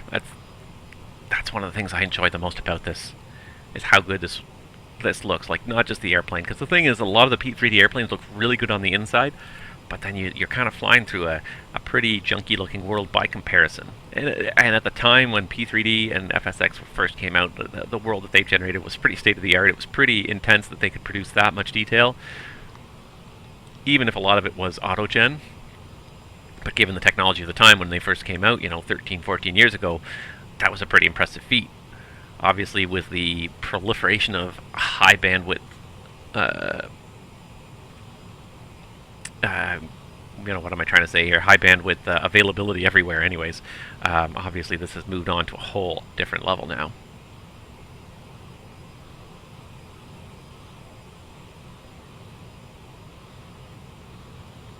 Can we read what it says on the door there? Yes, we can. And that's the decals are so well done. Release the lower pin. Door must remain locked at all times. Any fluid spilled near latch requires maintenance attention. Unlock and lift lower hinge pin. Unlock and pull down upper hinge pin. Kick out door at hinge side. Rotate door clockwise and stow against the galley. Deadbolt positions locked. Key roll. Like, you just look around and it's just the way the textures are produced and all the labeling is produced in here is so good. Standby compass looks pretty reasonably accurate there, out by a couple degrees maybe at each cardinal heading, but pretty close. The overall level of detail, just quite something. Mix that with this world and you have a real winner here. I can't wait to see other airplanes come to the sim. Other high quality airplanes come to the sim, because it feels so good. It's not perfect, but it feels pretty darn good. I also can't wait to see a few more liveries come. One of the few things about Aerosoft's CRJ at this point is that there's only a limited number of liveries. So there's about 9, I think, in total between the 700 and the 550. So there's a couple of Delta connections, a couple of United connections, Hop, Lufthansa, CityLink, I think, and Lufthansa Regional. So there's a few different ones, but there's not like a crazy number, considering how many RJs are out there in the world, CRJs are out there in the world flying, and the number of airlines they're flying for. There's a lot of paint schemes still to go. The other thing they did, of course, do well is the documentation. Here's the documentation folder from the installation, and there's a bunch of stuff in here. So there's 6 volumes of documents. There's a basic operating manual, which is primarily really just the how to run this software in the sim. There's a quick reference guide, which is sort of it includes takeoff and landing data, step-by-step guides. The tutorial is really good, leads you through a specific flight from start to finish. It's really good for learning the airplane. There's just a normal checklist, and then there's a separate volume 2 of the AOM, which is just system stuff, so how the different systems function in the airplane. So it explains all the different systems in the airplane. I'm just going to show you a couple of example pages of what the different things do, so you can learn all about how to fly this airplane based on all the different systems and what you're actually doing when you're moving the switches around. And of course there's a whole separate guide on just how to use the FMS. And then there's a few other ones. There's a separate just V-speed table, so you can have different V-speeds in there. A manual on how to do the throttle calibration, and a little explanation of the flight plan format. And this preset here is just the preset flight plans for the tutorial. So if you want to do the tutorial, you can preload it so that everything comes set up already at the airport. You just have to load that and just go, and you can start the tutorial. So that I thought was really useful as well, just to get you started on the tutorial. So the Aerosoft stuff does come with lots of documentation. It's generally pretty well done. Some of this documentation was apparently adapted from the P3D version, so occasionally you'll find little references that may refer to that. They've gone through it pretty thoroughly to try and make sure everything is corrected for Microsoft Flight Simulator, but people have found still some occasional mistakes. But overall, their documentation is really good, and it will definitely teach you a lot about how to fly this airplane, how to fly it properly if you read through their documentation. So they do include lots of good documentation with their sim. Looks like as we've been burning our fuel, we've slowly been able to go a little faster. So, you know what, I'm just going to leave it really. We're not even close to the red line, so I'll let it. We're closer to Mach 8.1 than 8.0 right now. I'll leave it as it is because we're going to start down here anyways in about 5 minutes. So I'm going to go ahead and zoom this in. And what I'm going to do actually is, let's just check here on the star what the descent altitudes are here. So the first restriction is 210 at MyCal, and we have to cross fuzzy at 16. So I think we were planning to be well above 210 at MyCal. Yeah. So what we'll do is we'll set the altitude to the first hard restriction of 16,000 at fuzzy.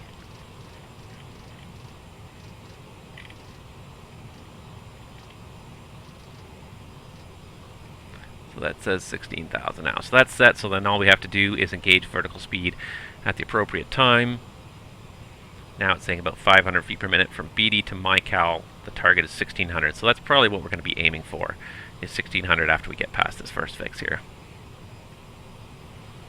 We'll see if we can manage this descent. Yesterday it was a little bit rushed. I found I was not quite ready for it. Today I think I feel a little more ready to deal with it. Bottle 3 armed. What is this one over here? Roll set. PLT roll. Rolls. Again, I don't know everything about this airplane. I'm going to have to learn some more things about it, so I will definitely be reading that manual when I get the chance.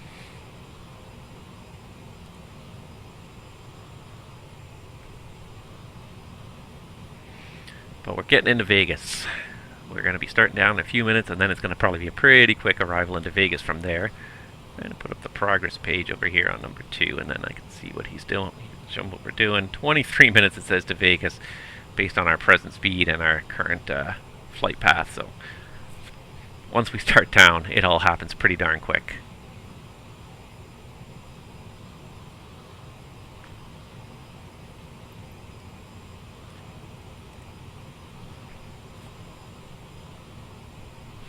I'm enjoying this airplane though, guys. I think I'm definitely going to try and do a few more streams from this airplane on occasion. I don't know.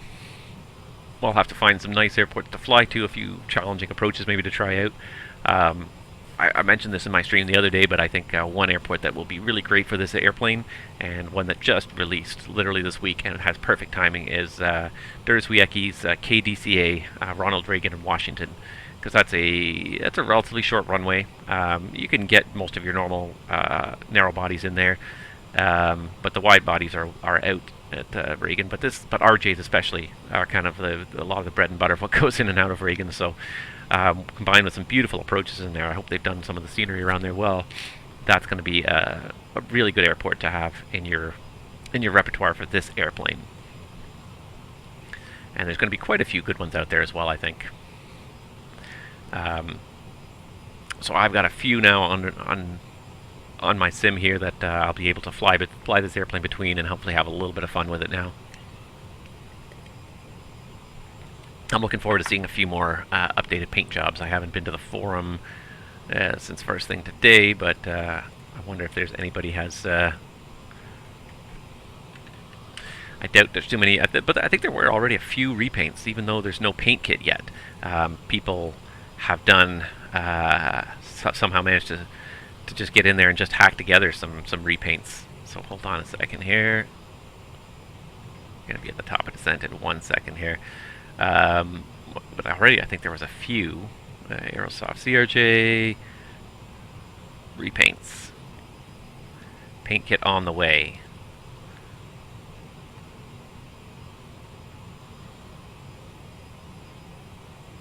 So apparently there is documentation,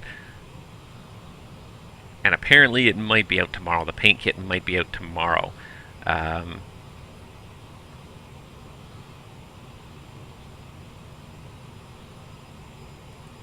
So that's pretty quick. That's good. That's good. Some people have already come out with repaints. Let's see here.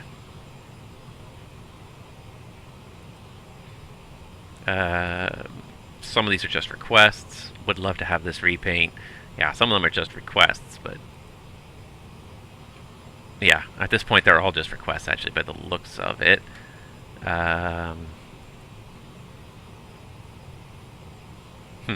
Yeah, I thought some of them were actually people posting stuff, but yeah.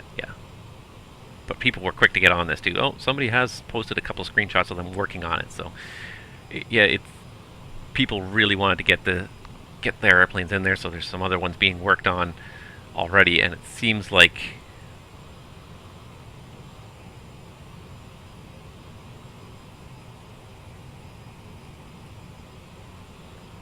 anyways, it's great to see that the community comes together so quickly. Alright, here comes our top of descent point, so we're looking at about 3,000 feet per minute, so let's go ahead and double click to engage it. For some reason it needs double clicks. Let's get down to 3,000 feet per minute.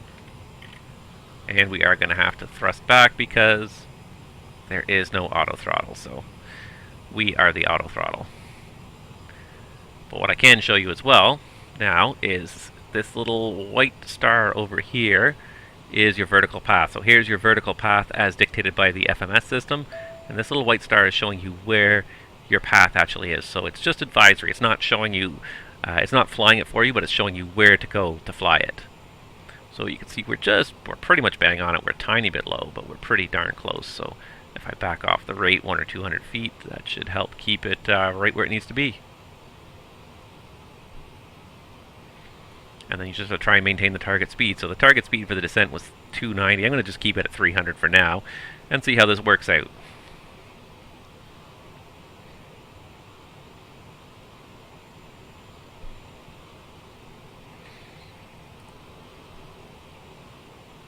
Still no ATC online, but a quick check of my VATSPY window on the other computer. Oh, and Phil, yes, we are almost here.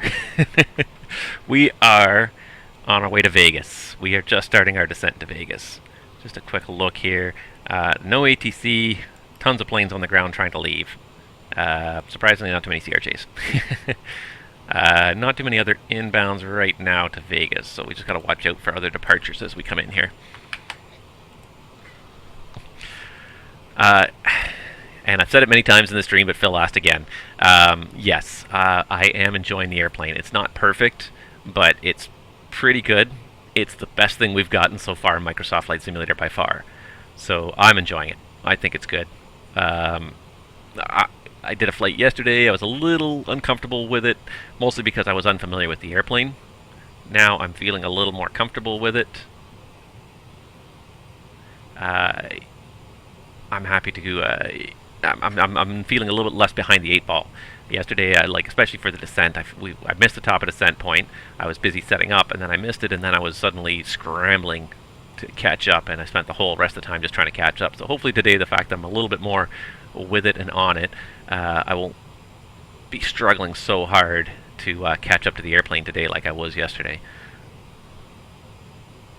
Sitting here watching, and this is one of the things too, is that especially when you're flying by yourself. So it's perfect as Aerosoft gets, he says. Yes, probably. That is probably true. I like it. I think it's a pretty good airplane. I think it's definitely one that I'm going to fly quite a bit. Certainly until there's anything better comes along. I'm definitely more than happy to fly this and poke some holes in the sky in Microsoft Flight Simulator with it. Yeah, Phil says he found that with the P3D version as well. Once you get behind in the RJ, you stay behind. So yeah, it could very well be that it's a plane-specific thing. Without the auto throttle, you have to focus a lot in the descent just on managing the power. So if you're not already set up when you go into the descent, then yes, I can see you getting behind very, very quickly. And speaking of getting behind, a quick descent check. Landing elevation, it's actually 2,000, so I need to just turn this down just a little bit here. It's 2120. It's actually about 2020. That's close enough, 2060. So landing elevation is set. Fuel checked. We are going to have probably about 6,000 when we get there, give or take. Maybe 5,000, 4,000. Should be enough to divert if we need to. Let's see here, descent fuel is checked. TCAS, we can set TCAS to below, which is always a nice feature. Nope, not that way. Nope, not that way. This way. There we go, that's what I was trying to do. Speed, still good, 300 knots. TCAS is on below. Radar, we're not going to bother turning on. CAS, there's no messages on the crew alerting system. Landing data, we've got... let's try setting it again, because I find I wasn't able to set it yesterday. I don't know how to make it necessarily pop in here. I think I set it, I'm not sure. I'll have to read up more on it. An approach briefing, we did complete it in cruise, so the descent checklist is complete. Yeah, TrackIR worked in Microsoft Flight Simulator almost from the get-go, I think. I think it was pretty much around launch time that they had it already integrated. It wasn't well publicized at first, but then somebody from Microsoft said, go try it. And so, you know, and I it worked. It's been sporadic from time to time. Lately, it's been pretty rugged.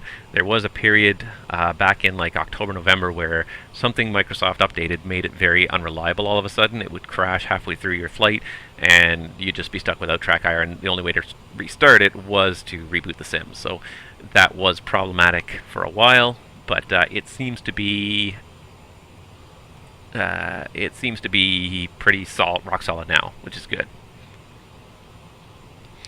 Because, yeah, the other thing, too, is that with this plane, with all the complexity of all the switches and everything that you have to do in this airplane, I couldn't imagine doing it without some kind of TrackIR device, or if you have VR.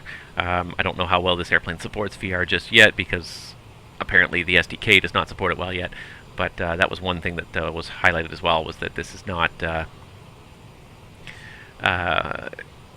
something people have complained about, is that there's not enough camera views around here. If you don't have something like TrackIR, how you can move about and deal with all the switches, that I can see being very awkward very quick. But I am pretty impressed with it, and the external models I love as well. And I was just reading this just now, but apparently they are planning tomorrow to release the paint kit for people to start repainting this airplane into their favorite liveries. So my first one I want to see get in there is Jazz. I want to get a Jazz RJ in there, start bombing back and forth between Toronto and Montreal just for the fun of it. But that's my target anyways. That's the first one I want to see is Jazz. But I'm sure there's going to be quite a few other good ones in there now, because it only comes with 9 to start with. The other thing I also noticed, and I haven't seen too much information, is that the 900 and 1000 package is not out there yet.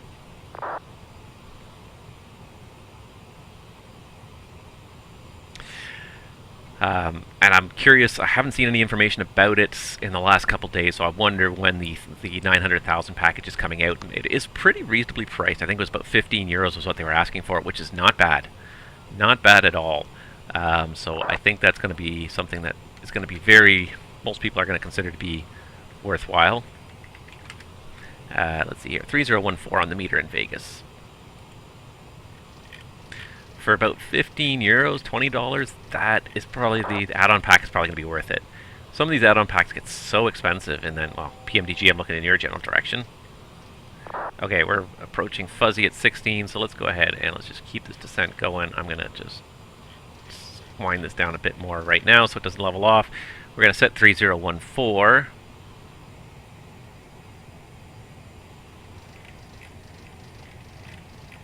There we go, 3014 is set. And did it level off? It did level off. Okay, so let's just go ahead and get vertical speed in there. And let's see here, we only need 500 to make it to the next fix, apparently. That's fuzzy, isn't it, that we're making it to? So after that, we're going to need about 1100 to make it to Traeger, which is what we've got set. Perfect. We're pretty much right bang on there, so perfect. That's looking good. That's looking good. Do we have speed restrictions in here as well? Yes, we were supposed to be 250 at fuzzy, so I got to bring this power right back to idle, I think. There we go. There's idle. Get the speed back to 250. I'm just going to put the bug there so I have a reference point to look at.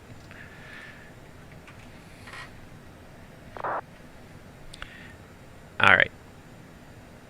And let's just check out what the next restriction on the star is here. So, okay, so now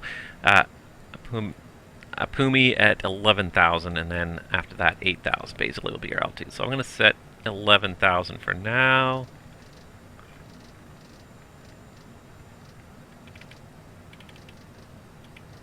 I'm certainly going to appreciate the airplanes that have a fully functional auto throttle system after flying this.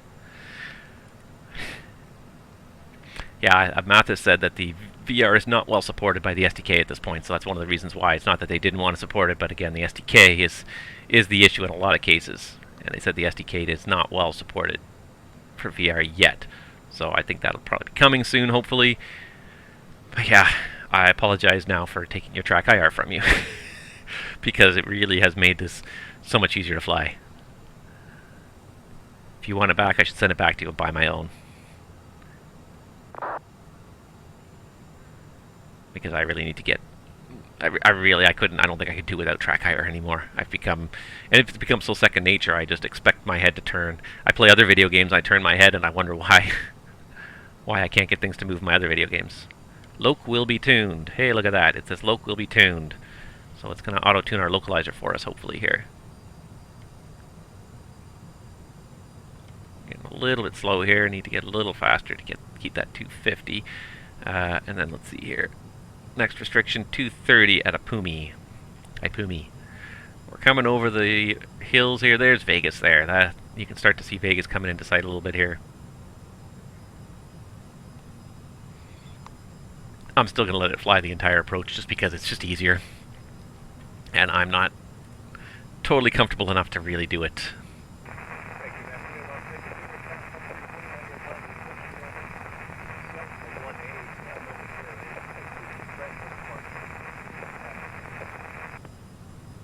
I totally didn't understand any of that, but... Oh, now we're going too fast.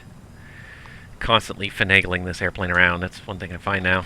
Finagling is probably the right word. I'm not used to monitoring the speed this closely anymore, and especially without a big PFD in front of you.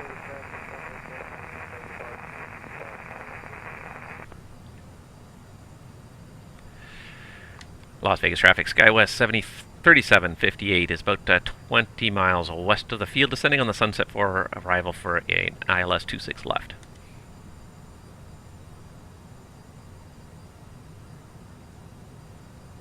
Las Vegas traffic, Legacy 69 Delta Papa crossing runway 1 left, holding short, 1 right, Vegas traffic. Now where is the airport? Why? Is that it right there? I think that's it right there, isn't it? That's the airport. Now, something that, again, it's so well done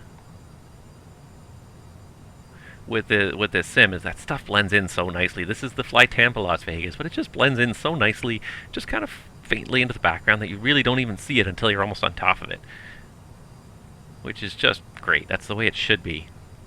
And P3D, unfortunately, with the way exclusions and everything were drawn, airports stuck out like a sore thumb when you got close to them. This, it just kind of blends in nicely. If I didn't know where to look for this airport, I would still never have found it. It just looks like a couple of city blocks there. So, alright, so we got to be 230 at Apumi, so let's go ahead back to idle again and get this thing slowed down even more. And put the speed bug there just so we know what we're looking at. And hope that nobody runs us over as they're taking off. That'll be the other challenge. Making sure we're not getting run over.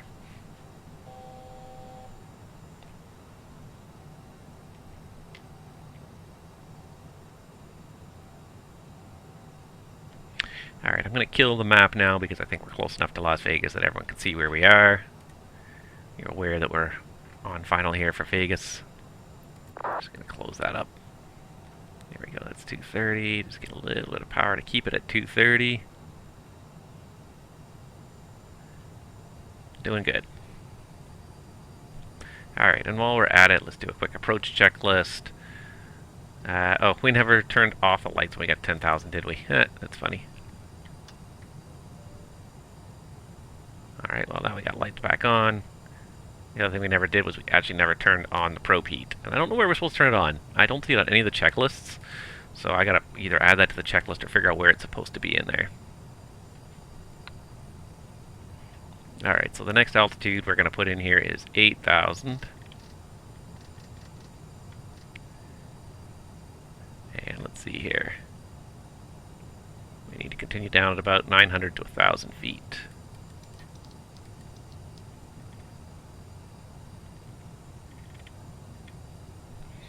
So we got 900 feet in there. Now we're going slower than we should be, 230, but we probably have another restriction coming up before too long. I can't read it on the screen. The screen's so cluttered now. Let's see what else we got here. 210 at sunset, and after that, and then it's chips at 170.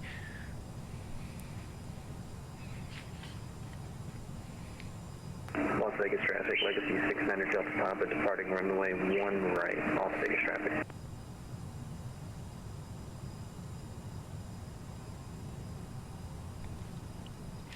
Las Vegas traffic, SkyWest 57. Correction, SkyWest 3758, about 10 miles southwest on a high left downwind, currently descending out of 10,000 feet for 26 left.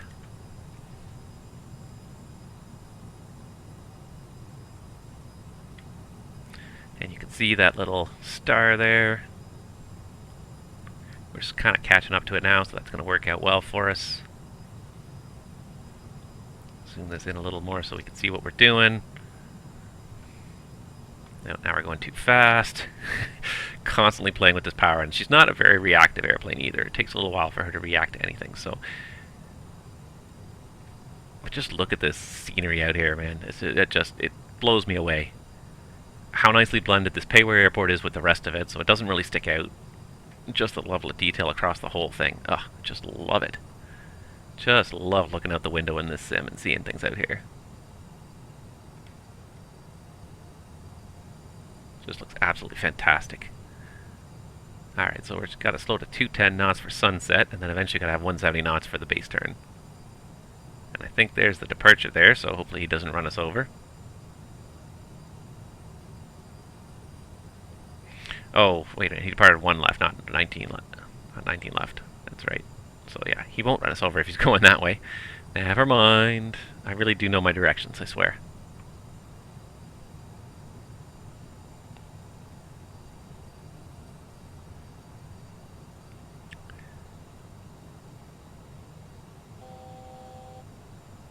Alright, so we're supposed to hit sunset at 8,000. We're going to be pretty close anyways here. And we got to slow to 210 knots anyways in the next 4 miles, so we might as well just bring this right to idle.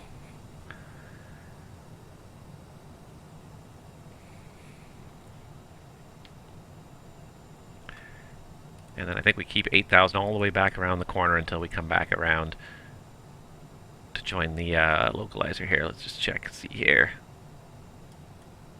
Preno at mandatory 8,000. Yep, so just keep 8,000 at this point until we come all the way around the corner and back around again. Maybe from this angle you can see a little bit how the texture is different, but it's not that different, and certainly from far away it blends so nicely. The airport texture looks a little bit different from this angle. The colors are maybe a little bit greener, kind of a grayy green as opposed to kind of more browns, but... Okay, there's altitude capture, and here comes 210 knots. And let's just make sure we have... How are we doing fuel-wise? We got 6,900 in the tanks, good. Let's see here. So minimum maneuvering 184, 168, 62. So I got all the minimum maneuvering speeds ready to go here. Nope, 210 knots until we get to Chipper, and then it's 170 knots turn final. I could probably cut this in. At this point, I probably don't need to go all the way that far out.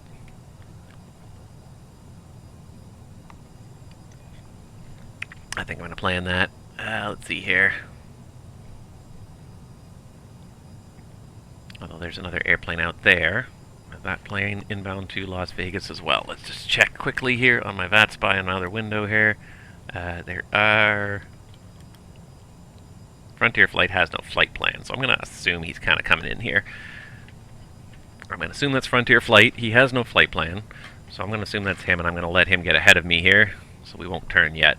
But we are supposed to be doing 210 knots, so let's get the power up there.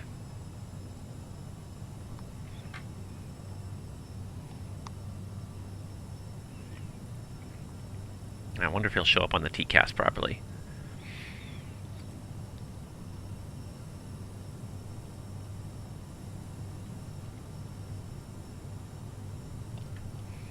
Alright, well, at least we got other airplanes out there now. We don't have any ATC, but we got other airplanes. So if we turn left at Kimmy and go to Larry, we should be able to join final there at Larry. And then we got to 240 and 50 knots. Jesus. I gotta watch this a little more closely here. Too much stuff going on. Now, where'd that traffic go? There he is. Yeah, so we'll follow him in. Oh, yeah, he's on the TCAS there. 8,300. Is he on is this on absolute mode? Because I don't like it on absolute mode. Oh, yeah, it is. Let's do it on relative mode. There it is. Alright, we're looking for 210 knots. Anyways, we're going to follow him in. He just passed through our altitude, so that's good. Okay, so let's go ahead and set up a base leg here at 6,500 feet.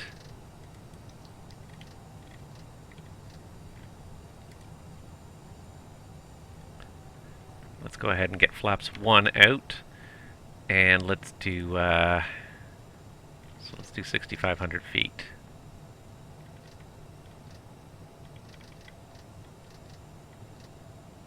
Let's do VS minus 15.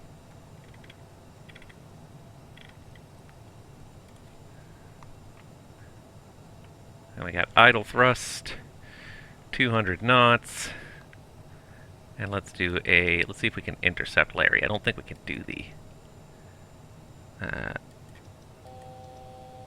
Larry, and it's 2, shoot, what is it? I've already lost it here.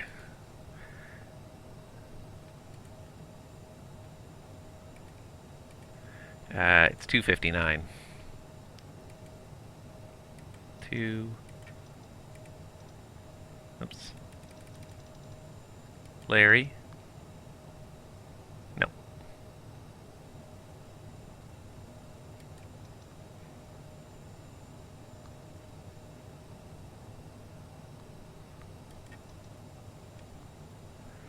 Alright, let's do the intercept here. And let's arm approach mode, which is this one here. And there's Loke, glide slope. Hey, it captured, I think. Nice. Going a little slower than I anticipated, but that's okay. We can do this. Let's go flaps 8. And then we're good.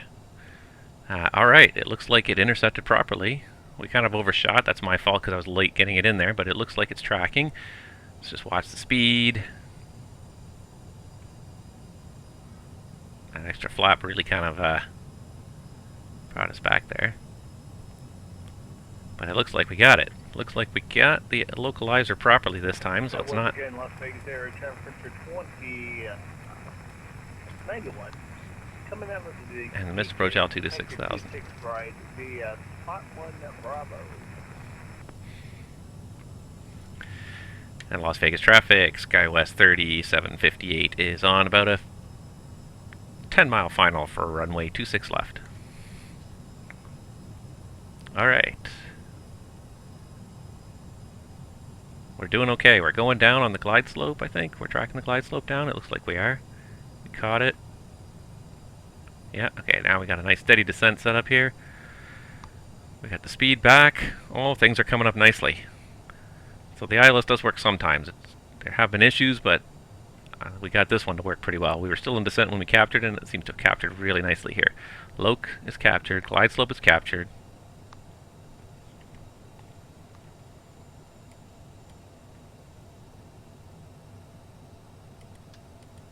Alright, let's go ahead and get these. Let's get, let's see, where are we? That's Relin right there. Is the final approach fix. So we'll keep the gear up for just a tiny bit longer here, and we'll bring it back in just a minute.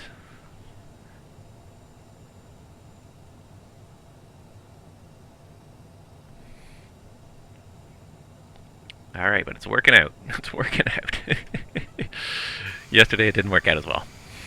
So I'm happy it's working out.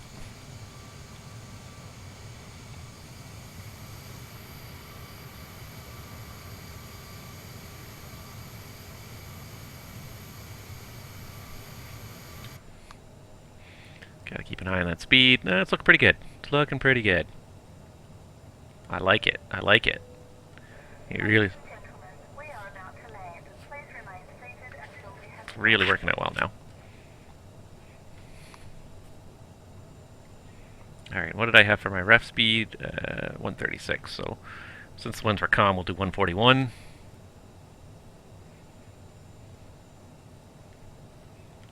Speed's come back a little bit more than it should, but that's okay. Here comes final approach fix anyway, so let's go ahead and go gear down. Let's go flaps 20. I'm going to go ahead and clear myself to land, which is landing taxi light on. And now there's this guy's right in front of me on the approach, so I got to get slowed right back to our flaps. We're going to need a lot more power than that. With the full drag out there, 136, 141 is our target speed. Takes a little moment there for it to kind of cut back.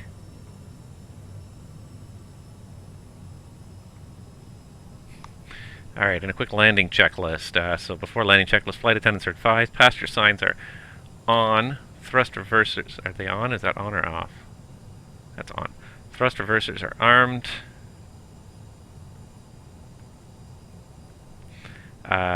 Landing gear is down and flaps 45. Before landing checklist is complete.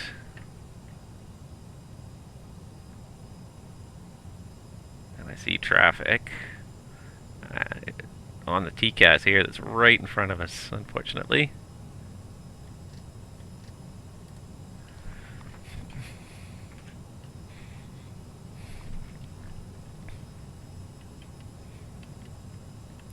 And it does look like he's landing on 26 left. So I think I'm going to have to pull it over to 26 right. Yep. Now I see the aircraft directly in front of us. Las Vegas traffic, SkyWest 3758, catching up to traffic on 26 left, switching 26 right.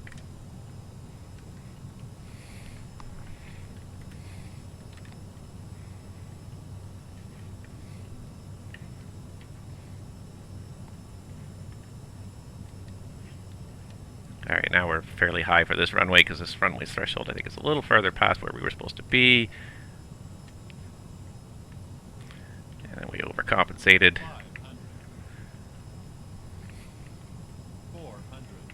Sync rate. Okay, we're correcting. 300.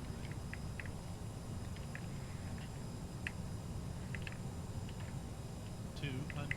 Sync rate. Sync rate. 100. 50. 40. 30. 20. Yeah. 10. There we go, not too bad.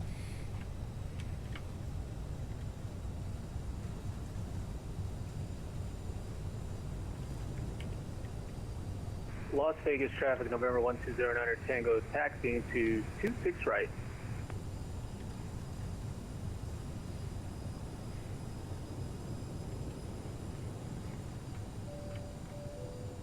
Please remain until the vehicle comes to a complete stop.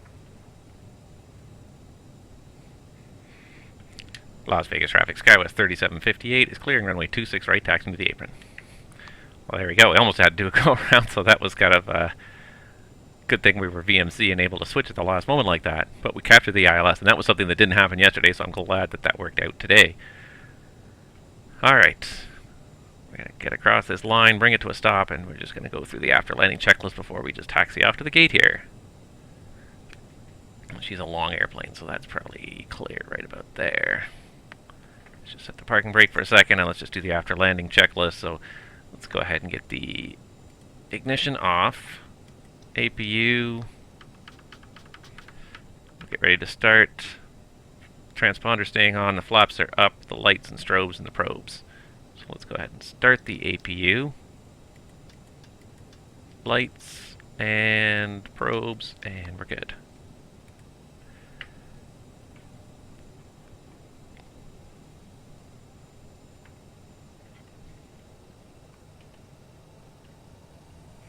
And there we go. We made it to Vegas in the CRJ, and didn't even have to do a go around, even though there was traffic on approach ahead of us that I didn't hear make a call on Unicom, but that's okay. We still made it work, and we got to the next. We just landed on the parallel runway. Sometimes you got to just make do with what you got, especially in VATSIM in an uncontrolled environment. You just make do with whatever's happening. So we're just going to taxi into the apron right over here. Enjoy the beautiful Fly Tampa Las Vegas scenery because they did a nice job here. The scenery looks really good.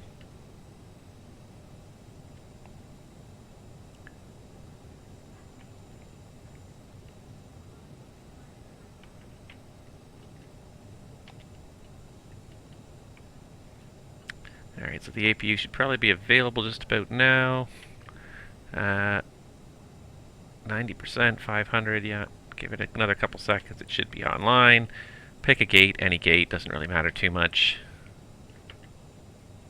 We'll just take this gate here because it's close and convenient.